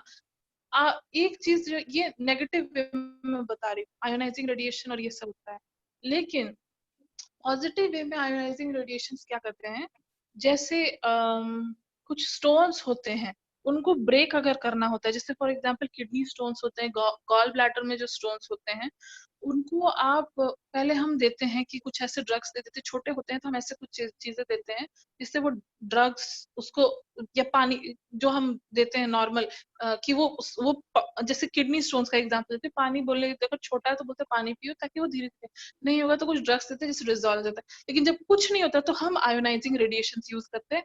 तो एक पॉजिटिव इफेक्ट होगा कि आपका स्टोन तो टूट जाएगा, लेकिन कुछ ना कुछ डैमेज रहेगा आपकी बॉडी में, है ना। रेडिएशन हमेशा मतलब नुकसान ज्यादा करता है, फायदा कम करता है ओवरऑल। जी, तो मुझे ये समझ में आ रहा है इससे कि जो मेडिकल साइंस की टर्मिनोलॉजी में इसको जो है रेडिएशन के नेगेटिव वे में जो है इसका प्रभाव देखा जाता है, हाँ, नेगेटिव मतलब वे। ये डीएनए को नुकसान पहुंचाएगा। लेकिन इससे हाँ ये बात बिल्कुल सिद्ध हो रही है कि जो गुरुदेव ने कहा है कि जब अपन यज्ञ करते हैं और ये मंत्र बोलते हैं, तो इससे जो रेडिएशंस पैदा होती हैं ये जरूर हमारे कुसंस्कारों को नष्ट करती हैं। तो कुसंस्कारों को नष्ट करने का मतलब यही हो गया कि जो हमारे डीएनए में जो खराब चीजें थी, जो खराब चीजें पैदा कर रही थी, तो वो उससे नष्ट होता है। ये बात बिल्कुल सिद्ध होती है गुरुदेव की बात से कि मतलब मंत्र थेरेपी से और यज्ञ यज्ञ के समक्ष यंत्र बोले जाते हैं तो हमारे कुसंस्कार उससे नष्ट हो जाते हैं। तो जरूर ये बिल्कुल वहीं से लिंक हो रही है। तो अध्यात्म में इसका जो है रेडिएशंस का हम लोग पॉजिटिव वे में फायदा उठा सकते हैं, यज्ञ की रेडिएशंस का। हाँ, ये है। जी जी जी, ठीक है। तो बहुत बहुत धन्यवाद दीदी। अभी मेरी बहुत सारी क्वेरीज हैं लेकिन वो कवर नहीं होंगे, तो हाँ मैं हाँ आपसे हाँ, बाद में पूछूंगा। तो बिल्कुल। इसके बाद में बाबूजी का से जो है बाबूजी का भी हमें जो अनुभव मिले, आशीर्वाद मिले। तो बाबूजी से निवेदन है, बाबूजी आप आए। और जी, मैं बाबूजी को अनम्यूट करता हूँ।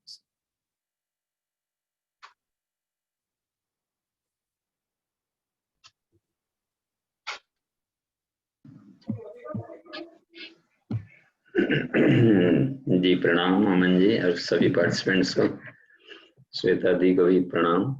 प्रणाम बाबू। जी, बीच बीच में डॉक्टर लोग क्लास लेते रहे तो सबको लाभ मिलता है। हम क्या बता दें अमन जी, क्या पूछना है? बाबूजी मुझे भी कुछ पूछना था दरअसल। हाँ, कहा जाए। अच्छा बाबूजी, जैसे जैसे आप देखते हो एकेडमिक्स वगैरह में क्या होता है, एक सिंपल सी बात देखिए, मतलब मैं अपनी एक पर्सनल बात कर रही हूँ। जैसे मैं देखती हूँ कि मतलब मेरे अंदर एज सच किसी से जलन नहीं है, कुछ नहीं है एज सच, लेकिन एक मोमेंट के लिए अगर हमसे कोई आगे जाता है तो मुझे बुरा लगता है, मुझे कहीं ना कहीं जलन होती है, मैं थोड़ी देर के लिए दुखी हो जाती हूँ, है ना। ये एक मेरे मतलब मेरी प्रॉब्लम है, मैं थोड़ी देर के लिए दुखी हो जाती हूँ। तो क्या मतलब जैसे मैं दुखी होती हूँ तो नजर लगती है क्या बाबूजी सच में? मतलब जैसे मैंने चंदन भैया से भी पूछी थी ये बात, तो वो उन्होंने बोला था ऐसा कुछ नहीं होता, पर जैसे हम मतलब एक जनरल टर्म में सुनते नजर लगना कहते हैं, तो नजर लगती है क्या? क्योंकि मैं पर्सनली जी, बताती हूँ, मुझे नहीं अच्छा लगता है, मैं खुद जल जाती हूँ। इसमें नजर लगती है लेकिन अपनी नजर अधिक लगती है।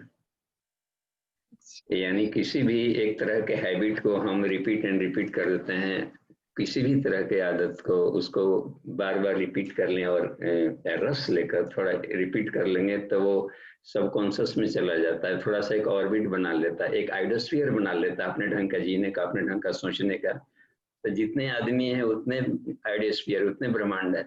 तो हम अपने किस आइडोस्फीयर में हम जी रहे हैं, किस तरह के मान्यताओं में अपने आप को बांध रखे हैं, तो इसके एंटी वाला यदि कोई मैग्नेट आता है, हर व्यक्ति एक चुंबक है, तो वो अपने पास आएगा तो या तो रिपेल करेगा या तो आकर्षण विकर्षण करेगा। तो वो हमारी आदत नहीं है, अपने आप को उतना 100 का ऑब्जर्वर नहीं बना पाया है, इसलिए उसके साइड इफेक्ट आता है। तो यदि इसलिए कहा गया है कि अपने आप को सहजता में सलूबनेस आ जाता है, उदार दृष्टि से हम हर एक के प्रति सोचेंगे तो ये रिएक्शन कम हो जाएगा। तो विज्ञानमय कोश में इसी उदारता को बढ़ाया जाता है, इस सामने वाले के भी माइंड को हम रिस्पेक्ट दें, उसके थॉट को भी रिस्पेक्ट दें, तो अपना बढ़ जाएगा इम्यूनिटी, वो इम्यूनिटी बढ़ जाता है विज्ञानमय कोश का। तो ये रह जाता है कि ये ठीक है कि हम कुछ आदमी अच्छाई से प्रेम करते हैं, तो अच्छाई से प्रेम करने का मतलब ये नहीं है कि दूसरों के बुराइयों की सहने की ही क्षमता न हो जाए, एंग्री यंग बनकर अपने आप को ही माथा फोड़ डाले। तो यह ठीक है कि खींच जाते हैं बहुत आदमी, अच्छा अच्छा अच्छा अच्छा अनुशासन में रहने वाले एक ही घर में, तो जो अनडिसिप्लिन काम कहीं भी देखेंगे तो तुरंत रिएक्ट कर जाएंगे, ये हो जाएगी। या फिर जाकर के हम अपनी प्रगति पर अधिक ध्यान दे रहे हैं, दूसरों को प्रगति पर खुश नहीं होते हैं, तो वहाँ जिलसनेस एक साइड इफेक्ट आने लगता है। तो ये सब कॉन्शसनेस परतों के बारीकियां हैं। तो इसमें इसलिए कहा गया कि हम सहज जीवन सबसे लिए सरल होता है, तो ये आ जाएगा। और हंसमुख स्वभाव के रहेंगे, दूसरों की भी बड़ाइयां आदमी करने का आदत डाले, उनकी भी खूबियों का, अच्छाई बुराई सब में है, तो हम यदि उसके सिर्फ पॉजिटिव पक्षों को हम यदि लेते हैं और महत्व देते हैं, तो इसमें दोनों का लाभ मिल जाता है, उसके प्रति भी अपना एक सॉफ्ट एंगल बढ़ेगा और अपना भी तो अच्छों को कलेक्ट करने की क्षमता बढ़ती है। तो दूसरों की बड़ाई करने की आदत धीरे धीरे डाली जाए तो ये बहुत अच्छा है। तो बड़ाई सिर्फ किया जाए उसके पॉजिटिवनेस का, और हर व्यक्ति में रहेगा ही रहेगा कहीं ना कहीं किसी एंगल में किसी ढंग से, तो वो थॉट मैनेजमेंट है और उसके चित्त वृत्तियां बना ली, इसके चलते होता है। धन्यवाद, आगे बढ़ते हैं। जी राकेश जी, आप अनम्यूट हैं, आप अनम्यूट कर दिया, लेकिन आपके एंड से शोर बहुत आ रहा है। जी अपना प्रश्न पूछ सकते हैं राकेश जी। बाबूजी प्रणाम। हाँ जी प्रणाम।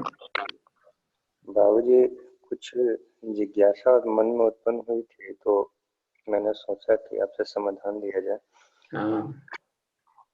ये हमारे धर्म संस्कृति में ज्ञान और भक्ति और वैराग्य का बहुत ऊंचा स्थान दिया गया है, बट ज्ञान भक्ति और वैराग्य है क्या, ये पहला प्रश्न है। दूसरा, ज्ञान माया के अधीन हो सकती, मगर भक्ति जो है वो माया के अधीन नहीं होती। भक्ति का माया के ऊपर, माया का भक्ति के ऊपर कोई प्रभाव नहीं पड़ता, ऐसा क्यों, जबकि ज्ञान के ऊपर पड़ जाता है। देखिए भक्ति में हम इसमें देखिए ये सारे अपना बंद कर लीजिए स्पीकर।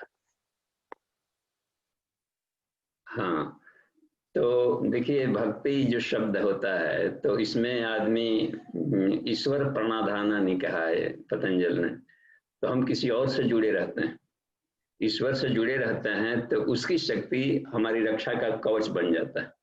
इसलिए वहां पर चूंकि वो प्रकृति से परे रहते हैं, प्रकृति में घुले हुए रहते भी प्रकृति से लिप्त नहीं होते हैं, तो उस समय हम अपने आप को उस लेयर से जोड़ लेंगे, तब उसके करंट शरीर में बहने लगता है, यानी उस समय माँ की गोद में बालक पड़ा रहता है।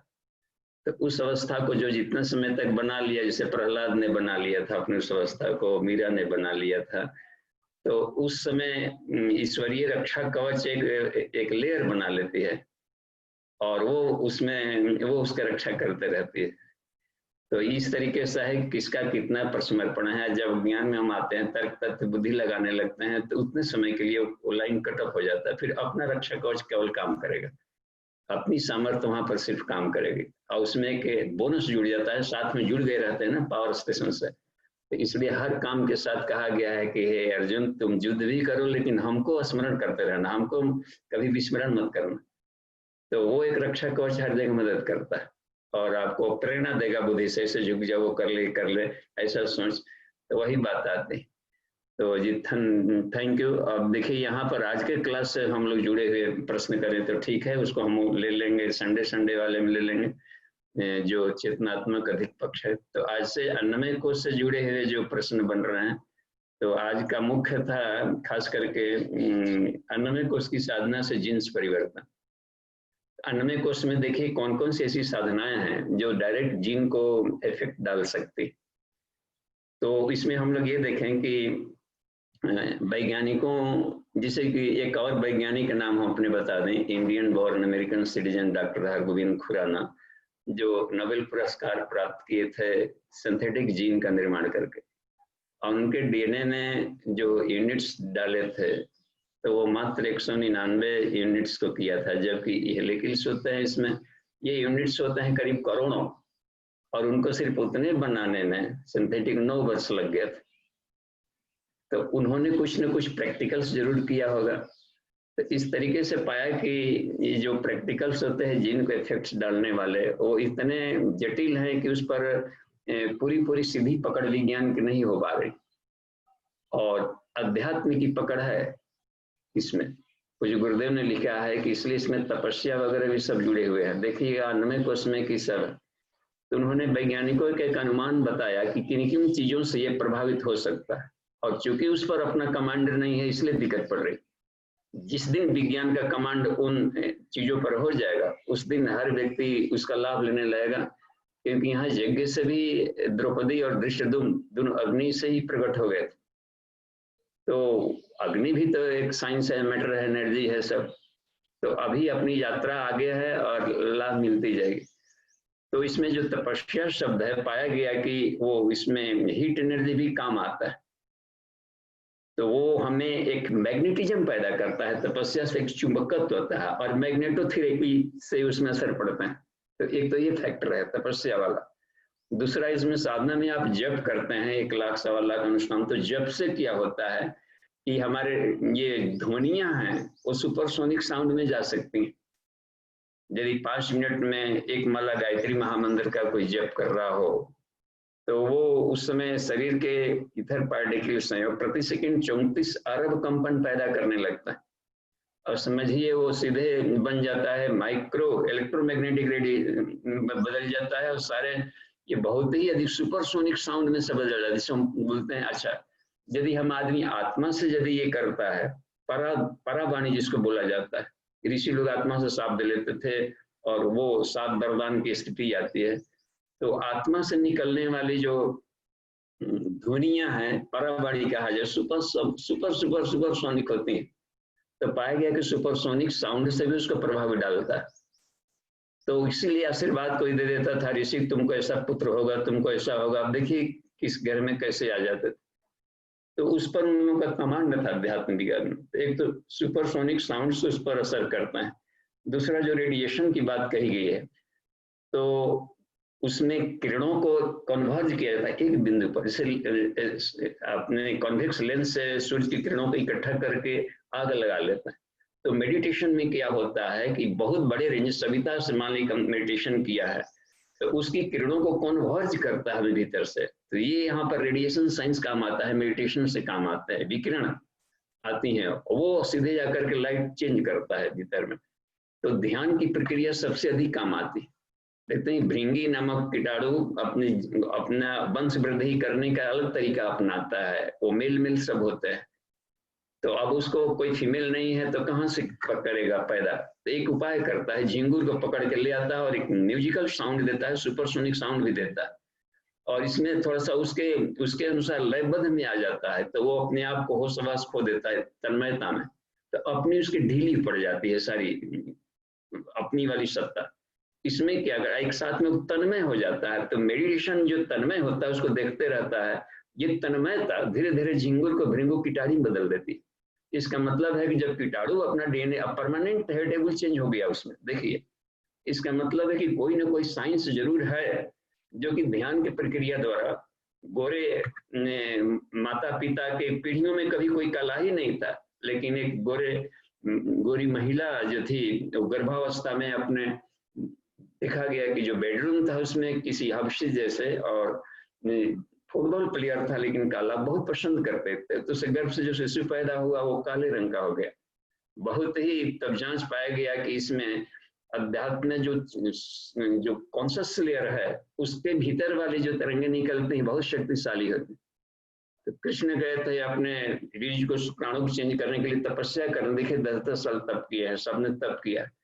तो धीरे धीरे इसलिए कहा गया है, गुरु जी ने कहा है कि हम चाहते हैं कि जो इस तरीके के इस अनुशासन व्यवस्था में चल रहे हों, गायत्री महामंदिर के अनुशासन में जो रह करके ये सब कर रहा हो, ये सब विधिवत इन 5 कोषों की साधनाओं करने का, तो उनके वो चाहे तो अपने घरों में महान आत्माओं का अवतरण कर सकते हैं, क्योंकि ऐसा एक मैग्नेटिज्म पैदा होगा कि ऐसी आत्माओं उसको घर में चेंज करे। कुछ अपना हो तो ले आएंगे। और डीएनए चेंज करने इसलिए दिक्कत पड़ता है कि साधारण खान पान से उसमें अनंत पीढ़ियों का उसके कैरेक्टर्स रहते हैं उसमें, तो कितना काम चेंज कर पाएंगे। कुछ को चेंज कर पाया तो उसमें इसलिए लंबे तप और लंबे जप की बात आती है सब करने में।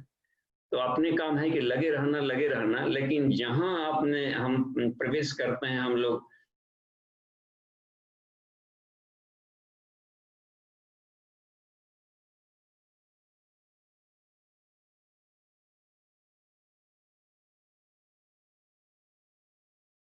आत्मिकी में एक वहां पर उसके असर आते गए रेडिएशंस का, तो सडन परमानेंट हेरिटेबल चेंज को म्यूटेशन कह देते हैं, और एक धीमी प्रक्रिया से भी चलती है, दोनों बात है। तो हम उसमें प्राणायाम हम लोग करते हैं, तो जय विद्युत है, तो प्राणायाम क्या करता है कि पिछले जो कैरेक्टर्स थे उसमें आकर उसको परिशोधन करता है। उसको क्या करता है कि परिशोधन करके उसके कचरों को बाहर निकालते रहता है और सफाई कर दे। जब सफाई कर दिया तो मनोमय कोष के देखिए ध्यान प्रणाली सब उसमें जुड़ गया है, और विज्ञानमय कोष के सुपरसोनिक सब आत्मिक परावाणियां भी सब जुड़ती जा रही। तो ये बहुत ही चमत्कारी चीज है और एक लंबे प्रोसेस से गुजरना होता है, तो यह बात बनती है जी। धन्यवाद, आगे बढ़ते हैं। हाँ, टाइम हो गया संधि का।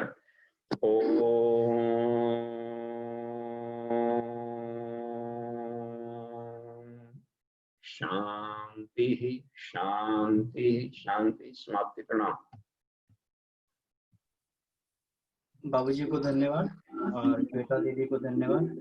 श्वेता दीदी बेंगलोर से हैं और मेडिकल साइंस में जो है और डॉक्टर हैं अभी, और बहुत अच्छी स्कॉलर रही हैं, टॉपर स्कॉलर रही हैं अपने जीवन में। तो आपको बहुत बहुत धन्यवाद। आपने बहुत सारी लिमिटेशन रहते हुए भी क्लास ली और बहुत सारा हम लोगों को सीखने को मिला आपसे। सभी पार्टिसिपेंट्स को धन्यवाद।